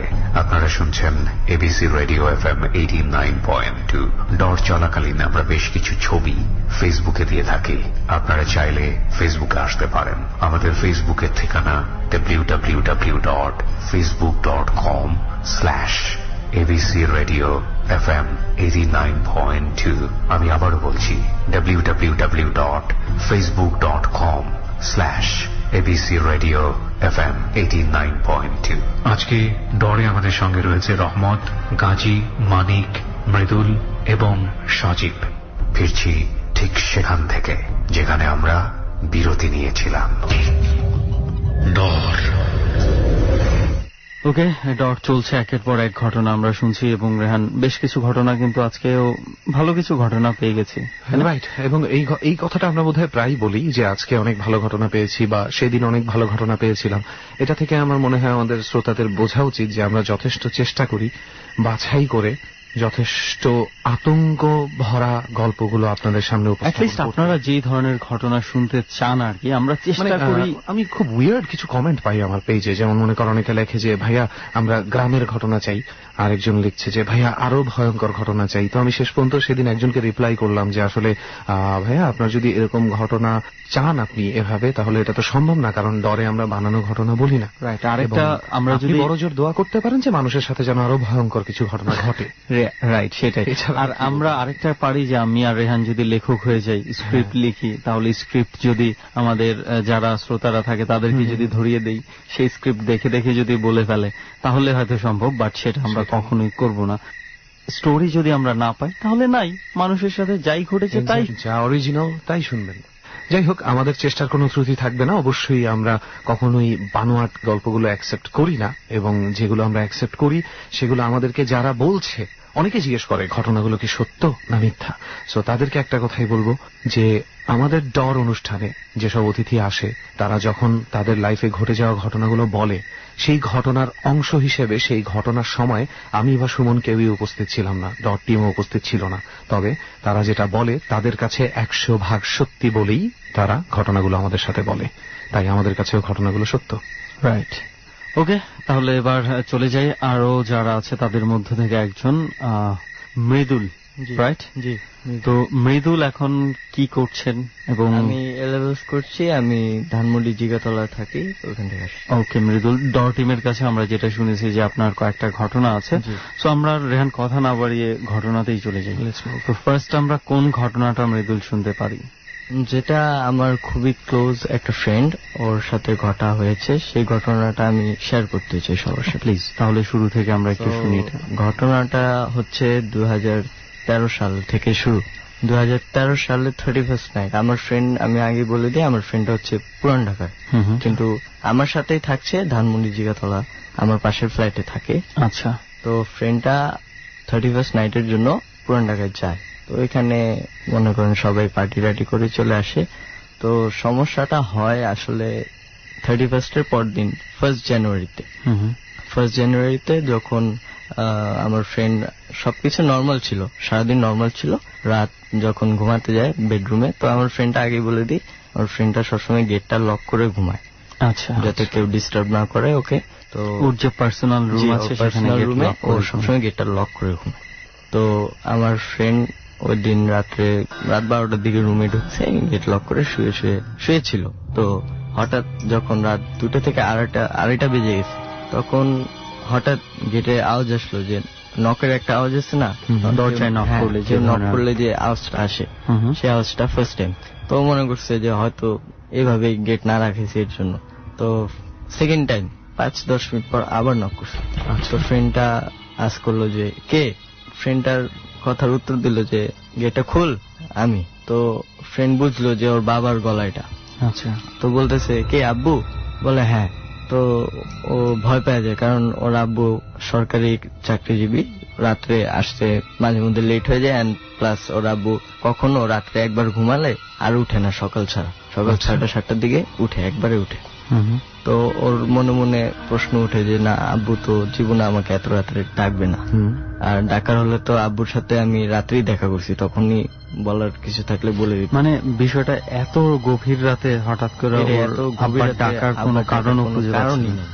তো তৃতীয়বার আবার নক করছে, তৃতীয়বার ও ভয় পেয়ে গেছে। প্রথমবার সে নক শুনে ভেবেছে যে দরজায় কোন রকম শব্দ হচ্ছে, দ্বিতীয়বার তার বাবা কথা বলে ওঠে, জি, তাই না? তৃতীয়বার পর্যন্ত কেন গেল? দ্বিতীয়বারে সে গেট কেন খোলেনি? খুলে নেই ভয়, কারণ ওর মধ্যে একটা ভয় ছিল যে আব্বু তো এত রাতে আমাকে ডাকবে না। আসলে আমার ধারণা যে লজিক মিলাতে পারছিল না, হঠাৎ করে এত রাতে কেন ওর বাবা ডাকবে। জি, ওর মনের মধ্যে এই প্রশ্নটাই জাগে যে কেন আব্বু আমাকে ডাকবে। তো মানে আমি ভাবছিলাম কি যে একটা মানুষ তো অসুস্থ হয়েও হঠাৎ করে ছেলের কাছে আসতে পারে, কি ভয়ে, মানে সেই ছেলেটা কি ভয়ে দরজা খোলেনি এটা আমি জানতে চাই। সেই ছেলেটার ভয় ছিল কজ ওর আব্বুকে তো ছোটবেলা থেকে দেখছে, ওর আব্বু কখনোই ওকে এত রাত্রে ডাকে না, প্লাস যদি ডাকারই হইতো তাহলে রাত্রে যখন ওর আব্বু আসে একসাথে ওরা ডিনার করে তখনই কিছু বলার থাকলে বলে দিত। যাই হোক, কোনো না কোনো কারণে তার কাছে অস্বাভাবিক মনে হচ্ছিল। অস্বাভাবিক মনে হচ্ছিল। তো থার্ড টাইম নক করলো, ও কোনো অ্যান্সার দেয়নি এন্ড গেটের ওই পার থেকেও কোনো কথা আসেনি, জাস্ট নক করছে। তো গেট খুলে নেই। থার্ড টাইম নক করার পর নর্মাল ছিল। তো রাত্রে ভয় আর ঘুমায়নি, না ঘুমিয়ে সকালবেলা উঠে ওর আম্মুকে জিজ্ঞাসা করছে যে আচ্ছা আম্মু, রাত্রে কি আব্বু ঘুম থেকে উঠছিল, আমাকে ডাকছিল? তো ওর আম্মু বলছে না, তোর আব্বু তো শুয়েছিল। তো ও আর কিছু বলেনি ওর আম্মুকে। তো রাত্রে যখন ওর আব্বু আসে, রাত্রে 11টা সাড়ে 11টার দিকে, তো ওর আব্বুকে আস করছে যে আব্বু, তুমি কি রাত 2টা 2:30টার দিকে আমাকে ডাক দিছিলা, গেট নক করছিলা? কয় না তো বাবা, আমি এত রাত্রে তো উঠি না নর্মালি। তো ও বুঝে গেছে যে কিছু একটা হয়েছে, ভয় পাচ্ছে। তো কাউকে কিছু না জানিয়ে রুমে আবার চলে যায় 12টার দিকে। তো যায় আবার শুয়ে গান শুনতেছিল। ওই দিন রাত আবার 2টা 2:30টার দিকে একজন আর কি নক করে গেট, আবার সেম গেট নক করে। তো এবার জিজ্ঞাসা করে ওঠে যে কে আপনি? তো হঠাৎ বলে ওঠে যে আমি তোর হৃদয়ের আব্বু হই। তো ফ্রেন্ডটা বলতেছে যে আসলে কি, আমি বলে দেই যে ফ্রেন্ডের যে বললো যে হৃদয়ের আব্বু হই, হৃদয় হচ্ছে আমার ফ্রেন্ডের কাজিন। আচ্ছা, ঠিক আছে, ওর ছোট ভাই। আর হৃদয়ের আব্বা প্রায় 15 থেকে 16 বছর আগে মারা গেছে। ফ্রেন্ডটা বলতেছে, যখন বলে যে আমি হৃদয়ের আব্বু, বাবা গেটটা খুলে আমাকে এক গ্লাস পানি দেয়। তো ভয় পেয়ে যায় প্রচন্ড, যে এত বছর পর যে লোক মারা গেছেন আমাকে ডাকতেছে। তো প্রচুর ভয় পেয়ে যায়। তো কোনো অ্যান্সার দেয় না। তৃতীয়বার আবার নক করে সেম। তো নক করার পর ও গেটও খুলে না। এখন ওর এমন অবস্থা যে বেড থেকে নড়তেই পারতেছে না, ভয় কাঁপতেছে। তো পরে গেট আর খুললে নেই। সকালবেলা ওর আম্মুকে সব খুলে বলে। ওর আম্মু পরে এই যে হৃদয়ের যে মা, উনি আবার এসব ছাড়াতে পারেন আর কি। সমস্যা হলে উনি নামাজ কালাম বেশি পড়েন, তো উনি এসব দেখতে পারেন আর কি। আচ্ছা, ওনার মধ্যে একটা পাওয়ার আছে। তো ওনাকে ওর আম্মু ফোন দেয়, যে ফোন দিয়ে বলে যে এরকম এরকম ঘটনা, ওর সাথে তো এরকম হচ্ছে। তো পরে ওর খালা বলে যে ঠিক আছে আমি আসতেছি। তো ওর খালা আসে, আমার ফ্রেন্ডকে বলছে যে তুই বাসা থেকে যা, আমি যতক্ষণ তোকে ফোন না দিব ততক্ষণ তুই বাসায় আসবি না। তো আমার ফ্রেন্ড চলে গেছে। ওই দিন ছিল শুক্রবার। তো ফ্রেন্ডটা নামাজ পড়লো। নামাজ পড়ার আধা ঘন্টা 45 মিনিট পর ওর খালা ফোন দেয় ওকে, বলে আয় বাসায়। তো বাসায় যায়। বাসায় যাওয়ার পর ওকে জিজ্ঞাসা করে তুই 31st নাইটে কি নিচে নামছিলি রাত্রিবেলা? তো বলতেছে হ্যাঁ, আমি আমার ফ্রেন্ডের সাথে নাস্তা আনতে গেছিলাম। পুরান ঢাকাইতে যে 31st পালন করতে গিয়েছিলাম। জি। তো ফ্রেন্ডটা বলে হ্যাঁ, আমি নাস্তা আনতে গেছিলাম ফ্রেন্ডের সাথে। কয় ওখানে উষ্টা খায় পড়ে গেছিলি? কয় যে হ্যাঁ, আমি উষ্টা খায় পড়ে গেছি। উনি এগুলো কিভাবে জানেন? উনি আসলে বলছিল ওনার কিছু একটা পাওয়ার আছে। জি, উনি আইসে বুঝে ফেলছেন যে এরকম এরকম হয়েছে।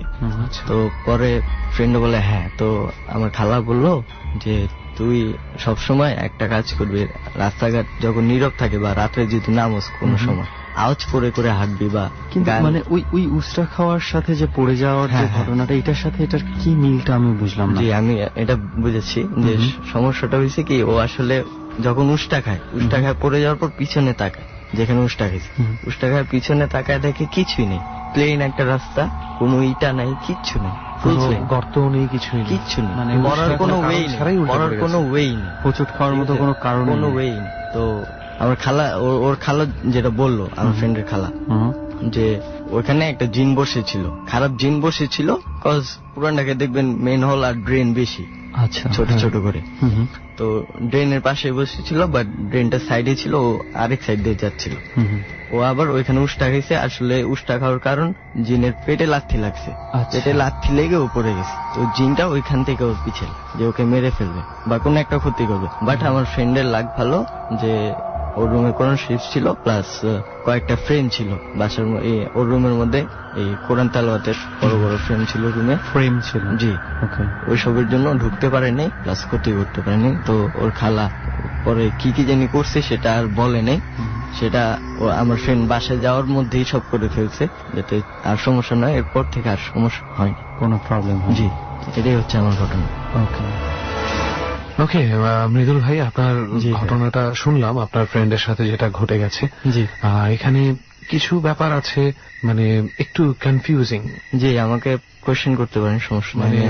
না, কোশ্চেন করলে এটা উত্তর দেওয়া বোধহয় আপনার পক্ষে সম্ভব হবে না। যেমন জিন যেটা ছিল, যেটার সাথে হোঁচট খেয়েছিল আপনার ফ্রেন্ড, সে কেন হৃদয়ের বাবা রূপেই আসবে? কারণ এটা জিনের ওপর নির্ভর করে। কজ আপনি দেখছেন যে আমার ফ্রেন্ডের ফার্স্টে যখন নক করা হয় ফার্স্ট দিন, তখন কিন্তু তার বাবার রূপে আসে, নিজের বাবার রূপে আসে। তো আসল ঘটনা হচ্ছে জিনটা চাচ্ছিল কোনোভাবে গেটটা খুলতে, তাকে ক্ষতি করতে। তো ফার্স্টে গেট খুলে নেই, তো জিন অন্য রূপে আইসা আর কি ট্রাই করছে গেট খোলার। কিন্তু আমার রেহান একটু অবাক লাগে যখন আমরা পুরান ঢাকায় এই ধরনের কোনো কিছু ঘটনা শুনি না, যেখানে মানে জনবসতি এত বেশি মাত্রায়, যেখানে রাত্রে 1টা, 2টা, 3টার সময় রাত হয় না। সেটাই, কখনো কখনো কিছু জায়গায় তো মনে কখনোই রাত হয় না। এমন জায়গায় এই ধরনের ঘটনা শুনলে আমার কাছে খুব অস্বাভাবিক মনে হয়।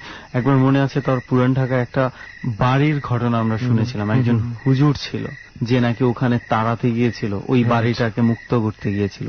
তো যাই হোক, আসলে এই ঘটনাগুলো কখনো কখনো এমন কিছু জায়গায় ঘটে যায় আমরা আসলে যেটা ইমাজিনও করতে পারি না যে এইখানে এই ঘটনা ঘটতে পারে।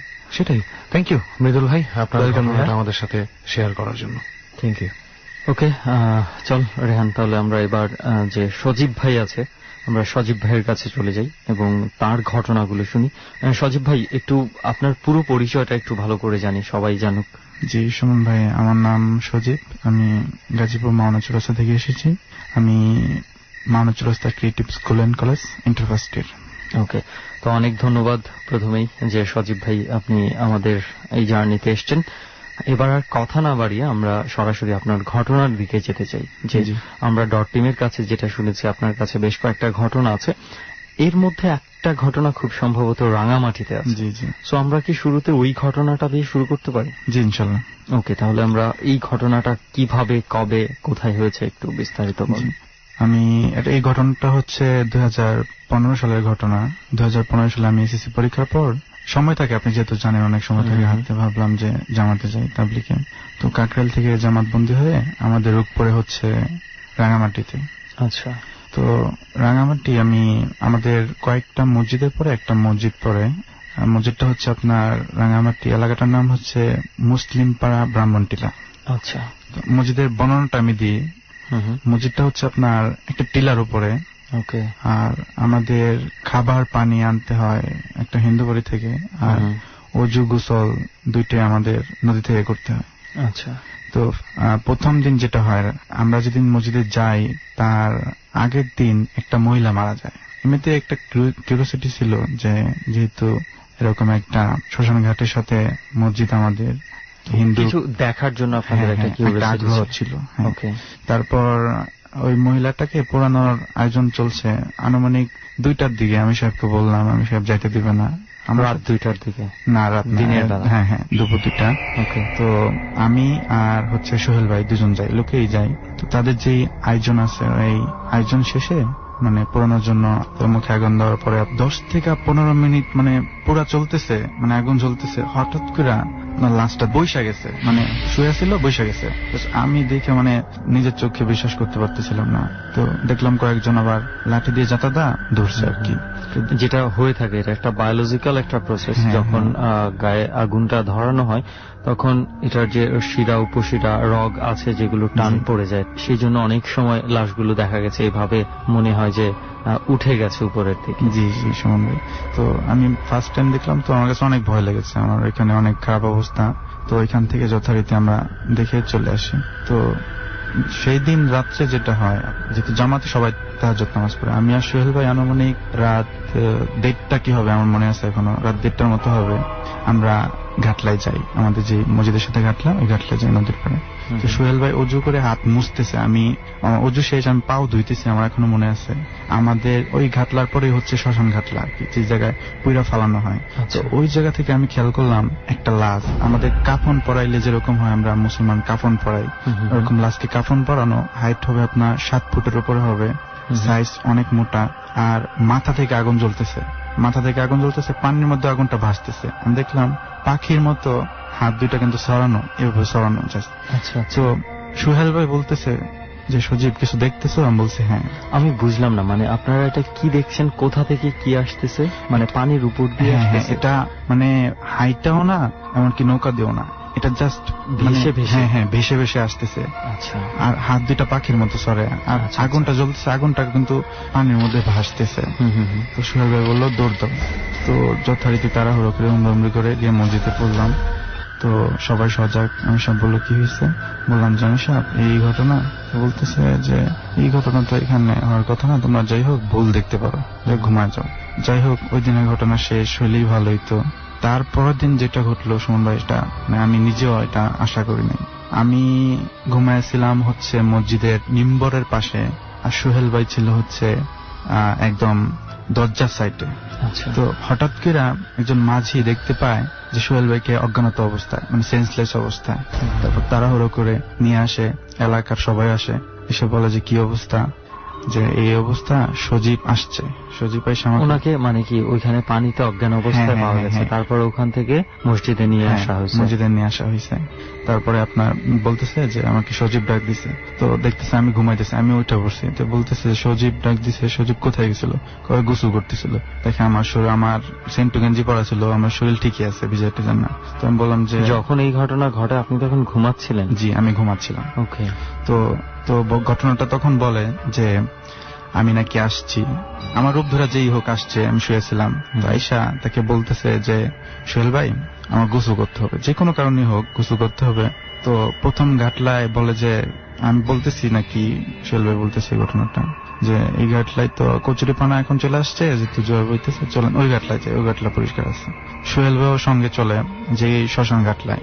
ওই ঘাটলায় গোসল মানে অর্ধেক পানিতে নাইমা সোহেল ভাইকে বলতেছে হাতটা ধরো।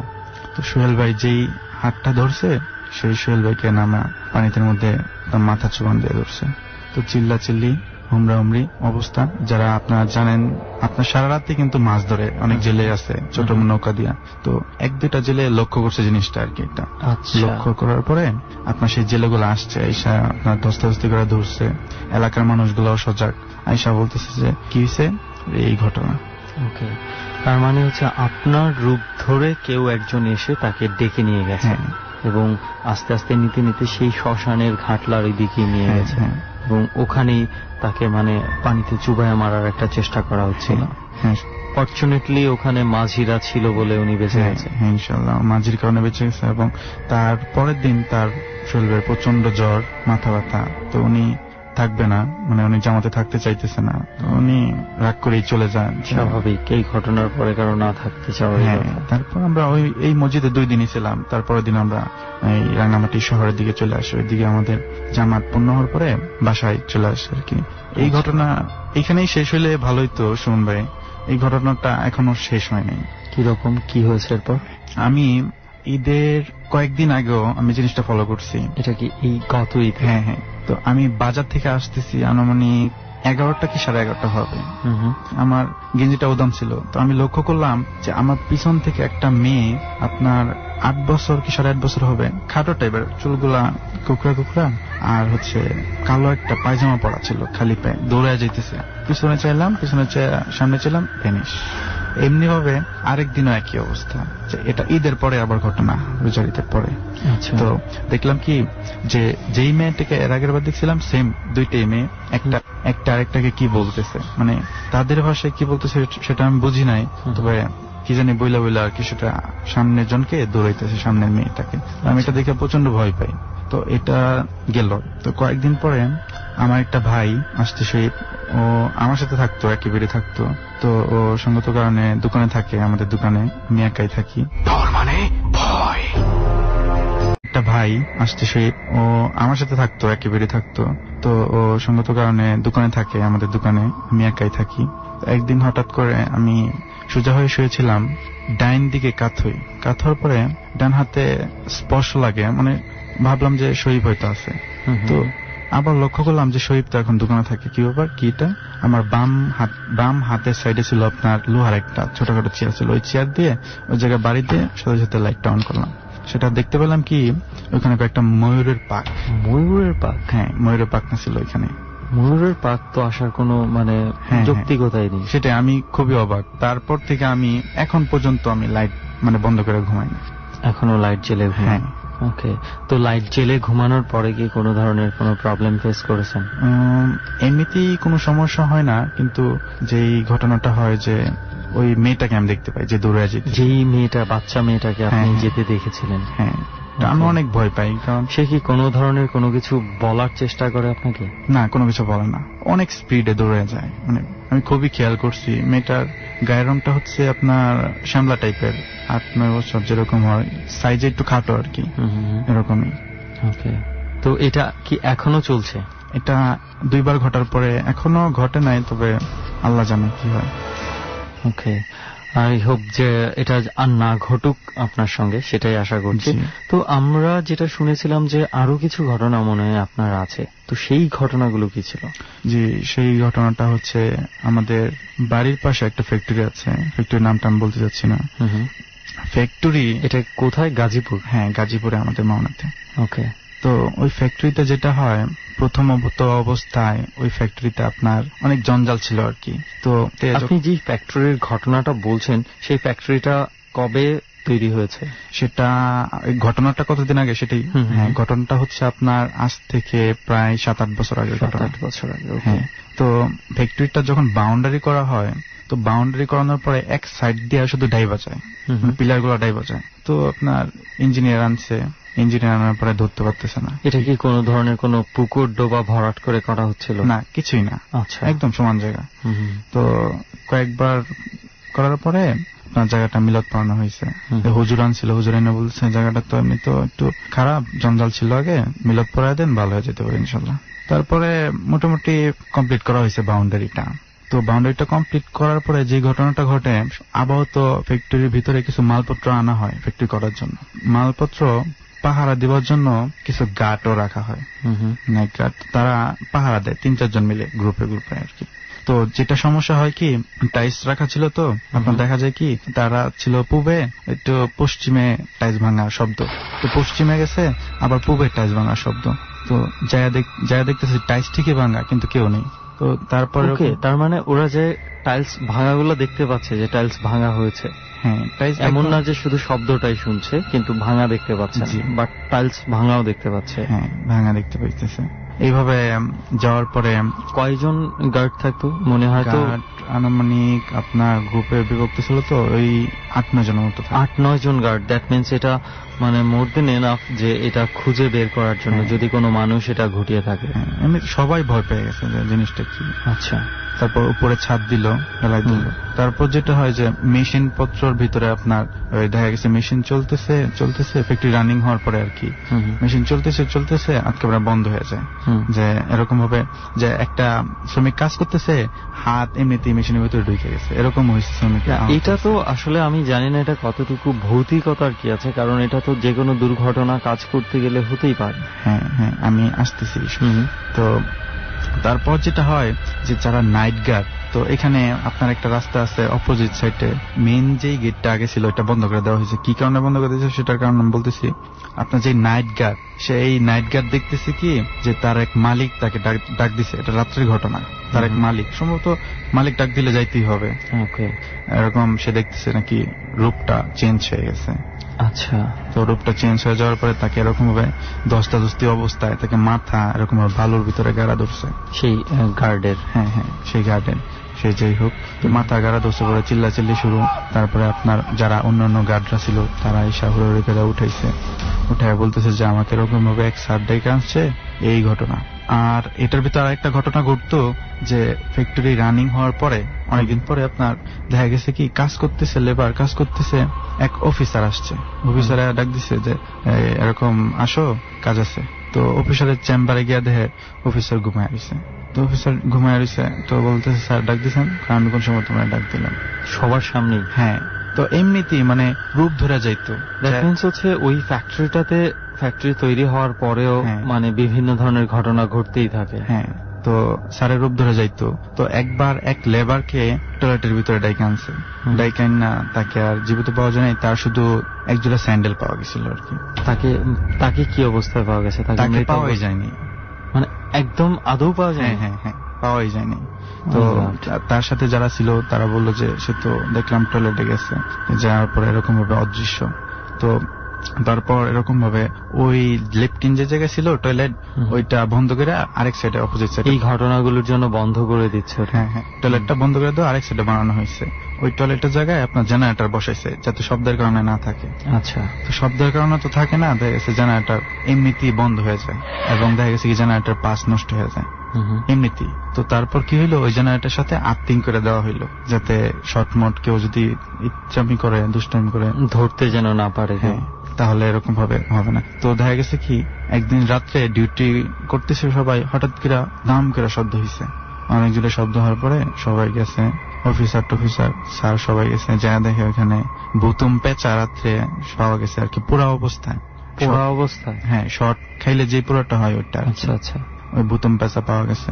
তারপরে আবার বড় একটা হুজুর আছে আমাদের এলাকায়, হুজুরাই না গরিব মিসকিনদের খাওয়াইছে। এখন যেই ঘটনাটা ঘটে এটা ফ্যাক্টরির বাহিরে, মানে ফ্যাক্টরির কম্পাউন্ড যেটা বাউন্ডারির ভিতরের যেটা ছিল ওইটা মোটামুটি এখন সেফ, যার ধরনের কোনো ঘটনা ঘটে না। বাহিরে যেই ঘটনাটা ঘটে ওটা হচ্ছে এখন বাহিরে সিকিউরিটি পর্যন্ত থাকে না। তো একবার এক সিকিউরিটিকে নাকি এক মেয়ে, মানে সিকিউরিটি যেহেতু সঙ্গত কারণে বাইরে আসছিল প্রস্রাব করতে, তো আইসা দেখতেছে যে বালুর টালের উপরে একটা মেয়ে গান বলতেছে, মেয়েটা ডাকতেছে। তো সে গেছে, যাওয়ার পরে এরকম হবে তার কি আধমরা অবস্থা ওই সিকিউরিটি। তারপরে অফিস কর্তৃপক্ষ বলছে যে তোমরা রাত্রে গেটের বাইরে ডিউটি করা দরকার নাই, তোমরা গেটের ভিতরে ডিউটি করো, বাইরে যাওয়ার দরকার নেই। তারপরে ওইখানে আপনার 3 রকমের জিনের বসবাস আর কি, যতটুকু। এটা কে বলেছে? মানে এটা যারা হচ্ছে হুজুর, বড় হুজুর আনছিল। আচ্ছা, যেখানে হুজুরকে এনে দেখানো হয়েছিল উনি বলেছে। হ্যাঁ, তারপরও যারা ঘটনা ফেস করছে তারাও দেখছে যে তো কিছু জিন আছে ভালো খারাপ মিলে আর কি, কিছু জিন আছে আপনার যে ভালো করে আর কিছু জিন আছে ভয় দেখায়, এরকম। এটা হুজুর বলেছেন। আমাকে একটু বলেন তো যে বর্তমানে মানে ফাইনাল স্ট্যাটাস কি ওই ফ্যাক্টরিটার, এখন কি অবস্থা? স্ট্যাটাস বলতে আপনার আগের গেটটা ছিল ওই সাইডে, খারাপ এখন ওই গেটটা, সেটা জানেন রাত্রে মানুষ চলাচল করে না ভয়ে, এখন গেটটা এই সাইড দিয়ে করা হয়েছে। আচ্ছা, ওই গেটটা কি বন্ধ করে দেওয়া হয়েছে? হ্যাঁ, বন্ধ করে দেওয়া হয়েছে। ওই গেট দিয়ে শুধু আপনার দিনের বেলা যদি কোনো মাল আসে তো সেক্ষেত্রে ব্যবহার করা হয়, তাছাড়া এই গেটটা ব্যবহার করা হয় না। তাছাড়া একটা ঘটনা বলতে মিস্টেক হয়ে গেছে সুমন ভাই, যে একবার এক ট্রাক ড্রাইভার সম্ভবত কারণে মাল আনছে আর কি, মাল নামানোর পরে যে উনি সম্ভবত প্রস্রাব করতে বসছে, তো প্রস্রাব করার পরে দেখতেছে যে মেয়ে তাকে ডাকতেছে আর কি। আচ্ছা, তো মেয়ে ডাকার পরে উনি বুঝতে পারছে আগে থেকেই, উনি টাক মাগ ফালাতেই উনি চলে আসছে আর কি। আমি দুইটা ইনসিডেন্ট শুনলাম যে একটা মেয়ে ডেকেছে পার্টিকুলারলি, এখানে কি এই কোন ধরনের কোন ঘটনা কি আগে ঘটেছিল? হ্যাঁ, বলতে ভুলে গেছি, এখানে একটা ঘটনা ঘটছিল আর কি, যে কয়েকজন মিলে একটা মেয়েকে আনছিল আর কি, এনে নির্যাতন করে মেরে ফেলছিল আর কি। মেরে ফেলার পর থেকেই এই জিনিসটা ঘটতে থাকে। আচ্ছা, মেয়েটা মানুষকে ডাইকে আনে। এটা কত বছর আগে মারা হয়েছিল? মারা হয়েছিল আনুমানিক 14-15 বছর আগে। আচ্ছা, এখানে এনে নির্যাতন করে মেরে ফেলা হয়। যেহেতু একটা সময় আপনি যেটা বলেছিলেন যে আগে জায়গাগুলো একটু পরিত্যক্ত ছিল, খুব একটা মানুষজন ছিল না, ফাঁকা ছিল, তখন এই এমন একটা ইনসিডেন্ট ঘটে এখানে। আরেকটা জিনিস ঘটে সুমন ভাই, যে ফ্যাক্টরিতে লিফট আছে, তো এমনিতেই দেখা গেছে কি যে মানুষ উঠছে নামার জন্য, যে এমনিতেই লিফটটা পড়ে গেছে, এরকম পড়ে গেছে। হ্যাঁ, এটা প্রায় হয়, এখনো হয়। এটা এখন লিফট বন্ধ করে দেওয়া হয়েছে। এখন সিঁড়িতে যদি কোনো মাল আসে তো লিফট ব্যবহার করা হয়, সেই ক্ষেত্রে এখন মানুষ পারাপার করা হয় না।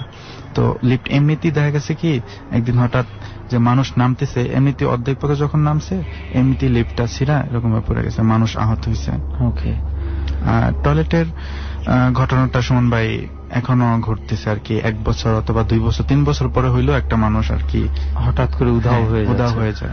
আমি জানি না আসলে বিষয়টা এটা কি, মানে আমার কাছে খুবই মিস্ট্রিয়াস একটা বিষয় মনে হচ্ছে যে একটা মানুষ পুরোপুরি উধাও কিভাবে হয়ে যায়, যে তার কোনো খোঁজ খবর পাওয়া যাবে না কিছু। আমি জানি না, যদি আমরা চেষ্টা করব এই বিষয়টা নিয়ে আদৌ কিছু জানা যায় কিনা, সেই বিষয়ে যদি একটু বিস্তারিত ভাবে জানা যায়, হোক আপনার কাছেও আমরা হেল্প পাবো যে এই বিষয়টা আরো একটু বিস্তারিত ভাবে জানার জন্য। আমার মনে হয় সমান ভাই, আপনি যদি ওই ফ্যাক্টরিতে এখনো যান, ওই গেটটাতে যান, আপনি রাত্রে 1টা কি 2টা করে কিছু না কিছু দেখতে পারবেন। ওকে, তাহলে তো যেখানে কিছু না কিছু দেখার সম্ভাবনা থাকে সেখানেই তো রেহান আর সুমন থাকে। সো দেখা যাক কোনো একদিন হয়তো আমরা চলে যাব সেই ফ্যাক্টরিতে। তবে আপাতত অনেক ধন্যবাদ আপনাকে যে আপনি আমাদের এখানে এসে এই ঘটনাগুলো, আমাদের এই জার্নিতে এসে আপনার ঘটনাগুলো সবার সাথে শেয়ার করেছেন। কয়জনের গল্প শুনলাম তো আজকে? গল্প তো অনেকগুলো শুনলাম। প্রথমে রহমত ভাই শুরু করলেন, এরপর এক এক করে গল্প শুনে গেলাম আমরা।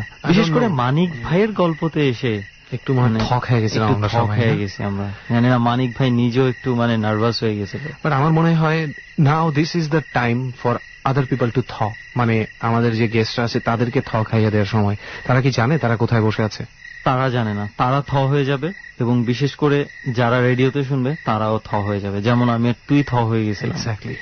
আমরা এই বাড়িটাতে আসার যে মূল কারণটা, এবং এই বাড়িটা যদি খুব সুন্দর করে গুছিয়ে রাখা যেত, এটা হইতে পারত একটা মানুষের মানে একটা বাংলো বাড়ির মতো, একটা প্রাসাদের মতো, অন্যরকম একটা অ্যানসিয়েন্ট লুক আছে, একটা প্রাচীন প্রাচীন ভাব আছে। কিন্তু এই ধরনের বাড়িতে আজকাল অনেকে থাকতে চায়। বাট একটা নিঃসন্তান দম্পতি কেন এই বাড়িটা ছেড়ে চলে গেছে? আসলে নিঃসন্তান দম্পতি বলতে যদি বোঝায় তাহলে সেটা বর্তমানে, একটা সময় কিন্তু তারা খুবই মানে তাদের খুব হাসি খুশি একটা ফ্যামিলি ছিল, দুইটা বাচ্চা ছিল, কিউট দুইটা বাচ্চা ছিল, যেই ছবিটা আমি আর তুই দেখে এসেছি, এবং আমরা যাওয়ার সময় আপনাদেরকেও দেখাবো এই ছবি দুইটা। এই দুইজন বাচ্চাকে ঘিরেই হচ্ছে কাহিনীটা। এই দুইজন বাচ্চা এবং একজন মহিলা যাকে এই বাড়িতে পরিচারিকা হিসাবে রাখা হয়েছিল। যাই হোক, তো বলেই ফেলি, এই বাড়িতে মোট 5 জন সদস্য থাকতো, ড্রাইভার এবং দারোয়ান বাদে। যে 5 জন সদস্য তারা হচ্ছেন বাবা, মা, তাদের 2 সন্তান, একটা মেয়ে, মেয়েটার বয়স 6 থেকে 7 বছর, আর একটা ছেলেও ছিল যার বয়স 10 থেকে 11 বছর। এই 4 জন এবং আরো একজন তাদের নতুন সদস্য ছিল, 1-1.5 বছর তাদের বাড়িতে কাজ করে একটি কাজের মেয়ে। কিন্তু সে একটু অদ্ভুত রকমের ছিল, এটা আগেই বলে রাখি। মেয়েটি কথা বলতো খুব কম, কাজ করতো খুব ভালো, এবং ঠিক বাচ্চাদের ক্ষেত্রে যেটা হয় না সেটাই তার ক্ষেত্রে হয়েছিল। সে যেদিন ঘরে ঢুকেছিল কাজ করতে, সেদিন থেকেই নাকি 2 বাচ্চা সারাক্ষণ তার সাথে লেগে থাকতো, তার প্রচন্ড ভক্ত। এবং এটা দেখেই আসলে ওরা ওর ব্যাকগ্রাউন্ডটা খুব একটা যাচাই বাছাই করার চেষ্টা করেনি, মানে যেহেতু বাচ্চারা খুব অ্যাপ্রিসিয়েট করেছে ওকে, এবং ওরাও খুব বাজবিছাট ছাড়াই ওকে রেখে দিয়েছে বাড়িতে, এবং বেশ কিছুদিন পর্যন্ত খুব ভালোভাবেই যাচ্ছিল সমস্ত কিছু। সমস্যাটা শুরু হয় কি, সমস্যাটা হয় প্রায় 1 থেকে 1.5 বছর পর। হঠাৎ যখন বাচ্চা মেয়েটা, অর্থাৎ 6-7 বছরের যে মেয়েটার কথা বলছিলাম, এই যে আমরা যেখানে বসে আছি, রহমত ভাইয়ের পেছনেই ঠিক পড়েছে, যদি এক্স্যাক্টলি বলতে চাই, যেই পিছলা বা স্লিপার, এটাকে কি বলে এটাকে আমি ঠিক জানি না, আমরা পিছলা বলতাম ছোটবেলা থেকে। বাচ্চাদের জন্য খেলার জন্য এটা বানানো হয়েছে। শিশু পার্কে, রমনা পার্কে প্রচুর আছে। এই পিছলাটা থেকেই গড়িয়ে নিচে পড়ে মাথা ফেটে মারা যায় মেয়েটা, পিচ্ছি মেয়েটা। এবং যখন মারা যায় সেই কাজের মেয়েটা তার সাথেই খেলাধুলা করছিল। এক্স্যাক্টলি, তার সাথেই খেলাধুলা করছিল, এবং খুব সম্ভবত ভাইটাও ছিল, কিন্তু প্রচন্ড ভক্ত সে কাজের মেয়েটার। এখন তাকে কাজের মেয়েটা ছোট বাচ্চাটাকে বাঁচাতে গিয়েছে না যায়নি, এ ব্যাপারে ছোট ছেলেটাও কিছু বলেনি, মাত্র 10-12 বছর বয়সের। আসলে মানে ওর কাছ থেকে ওই ধরনের কোনো কিছু আদায় করা যায়নি, ও বোঝেওনি হয়তো বা বিষয়টা। কিন্তু ওর বাবা মার কথা জেনে প্রচন্ড ভয়ে থাকতো ছেলেটা, তারপর থেকে কাজের মেয়েটাকে খুব ভয় পেত। মানে এখন ঘটনা হচ্ছে যে পরে এটা নিয়ে পুলিশ এসেছে, অনেক কিছু হয়েছে, কিন্তু আসলে ওই কাজের মেয়েটার কোনো সংশ্লিষ্টতা আসলে ওইভাবে পাওয়া যায়নি। রাইট, কোনো মোটিভ বা কোনো ক্লু যেটা থেকে বোঝা যায় যে কাজের মেয়েটাই এই ধরনের খুনটা করেছে বা ফেলে দিয়েছে বাচ্চাটাকে, কিছু পাওয়া যায়নি। একমাত্র ক্লু ছিল বড় ছেলেটার, অর্থাৎ 12 বছর বয়স্ক ছেলেটার ভয়, আর কিছুই না। বাট তারপরে কিন্তু কাজের মেয়েটাকে আর সেই বাবা মা ওই বাড়িতে থাকতে দেননি, তারা বের করে দেয়। বের করে দেওয়ার পরেও অনেক রকম প্রবলেম শুরু হয়। তুই বলবি না আমি বলবো? তুই বল। এরপরে যে প্রবলেমটা শুরু হয় সেটা হচ্ছে যে আস্তে আস্তে মানুষ তো ভুলেই যায়, স্মৃতি আর কতদিন মনে রাখে। বাচ্চা মেয়েটার মরে যাওয়ার স্মৃতি বাবা মার বুকে ছিল, ভাইয়ের বুকেও ছিল, যদিও মাত্র 3-4 বছরের বড় বোনের কাছ থেকে। একটা সময় হঠাৎ করে খেলতে গিয়ে সন্ধ্যার সময় খুব ভয় নিয়ে ফেরত আসে। বাচ্চাটা প্রায় প্রচন্ড ভয় পায়, কিন্তু বাসায় এসে কিছু বলে না। শেষ পর্যন্ত খেলাটা কিন্তু এই জায়গাতেই, এই পার্কেই যেই ঘটনাটা ঘটেছে এখানেই খেলছিল বাচ্চাটা। ঠিক সন্ধ্যার সময় বাচ্চাটা খুব ভয়ে আতঙ্কে ঘরে পৌঁছায়, এবং এরকম প্রায় 4-5 দিন হয়। তো একটা পর্যায়ে বাবা মা প্রায় মানে তাকে বাধ্য হয় মারধর করে জিজ্ঞেস করতে যে কি হয়েছে, তুমি কেন ভয় পেয়ে চলে আসো, বা এত ভয় কেন পাও, কেন খেলতে যেতে চাও না। তখন সে যেই কথাটা বলে সেটা হচ্ছে যে তাকে সন্ধ্যার ঠিক আগে আগে কিছুটা সময় বাধ্যতামূলকভাবেই তার মৃত ছোট বোনের সাথে খেলতে হয়, এবং তখন কড়া গার্ডে রাখে তাদেরকে সেই কাজের মেয়েটা।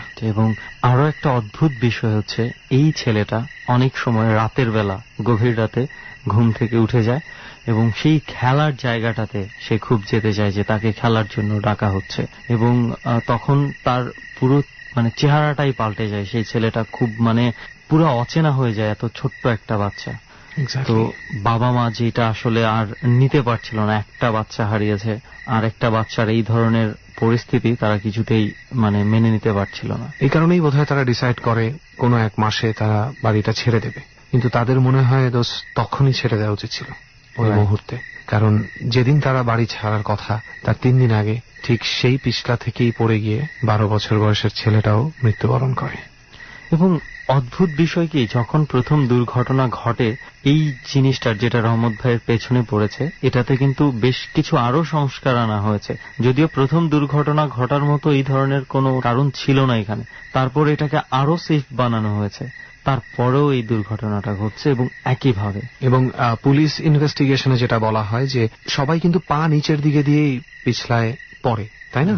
কিন্তু অ্যাকর্ডিং টু পুলিশ ইনভেস্টিগেশন এই ছেলেটা কোনো কারণ ছাড়াই মাথা সামনে দিয়ে পিছলে যাওয়ার চেষ্টা করেছে, এবং সেই কারণে মাথা সরাসরি গিয়ে হিট করে নিচে মাটিতে, যেখানে কোনো এক অজানা কারণে একটা ইট রাখা ছিল।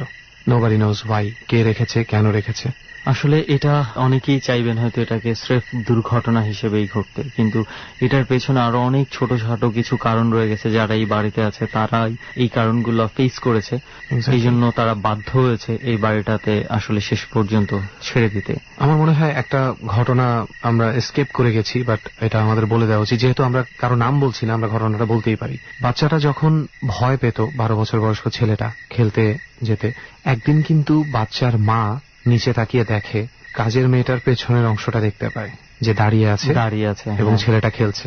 কাজের মেয়েটাকে দেখতে পেয়ে সে দৌড় মেরে যখন নিচে নামে, যে সে কিভাবে ঢুকলো ঘর থেকে বের করে দেওয়ার পরে, তখন যে দেখে কেউ নেই, সেই একই ফ্যাকাশে মুখ, প্রচন্ড ভয় নিয়ে তার ছেলে পিছলাটার সামনে দাঁড়িয়ে আছে। আসলে এরপর থেকেই মূলত তারা সিদ্ধান্ত নিয়ে নেয় এই বাড়িটাতে আর কোনোভাবেই থাকা সম্ভব না, সো তারা বাড়িটা চেঞ্জ করে ফেলে। এখন বর্তমানে বাড়িটাতে আর কেউ থাকছে না।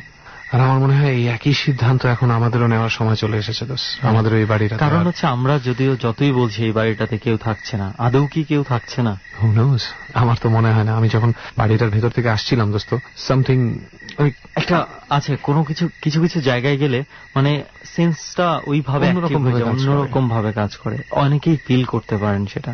তো যাই হোক, আমরা যেটা ফিল করছি যে we should leave, right, it's high time. এখন আমাদের চলেও যেতে হবে। আর ঘটনা তো অনেকগুলো শুনলেন, আবারও শুনবেন সামনে। সো তবে যাওয়ার আগে একটা কথা খুব না বললেই নয়, আবারও বলে দিই, আমরা যারা আমাদের এই জার্নিগুলোতে আসতে চান এবং আপনাদের ঘটনা সবার সঙ্গে শেয়ার করতে চান, সেই সাথে আমাদের সাথে এই জায়গাগুলোর এক্সপিরিয়েন্সটা নিতে চান, প্লিজ ফোন যখন করবেন অবশ্যই আপনার ফোন নাম্বার দিতে ভুলবেন না। তাহলে কিন্তু আমরা কোনোভাবেই আপনাকে ট্রেস করতে পারবো না, আপনার কাছে যত ভালো স্টোরি থাকুক না কেন। এক্স্যাক্টলি। সো প্লিজ শুনবেন সুমন যেটা বললো। আর দোস্ত, আমার আর এখানে থাকতে ভালো লাগতেছে না, তুই উঠবি নাকি বল? আমি অফকোর্স আমি উঠবো। চলেন রহমত ভাই, মানিক ভাই, চলেন উঠি। ভয়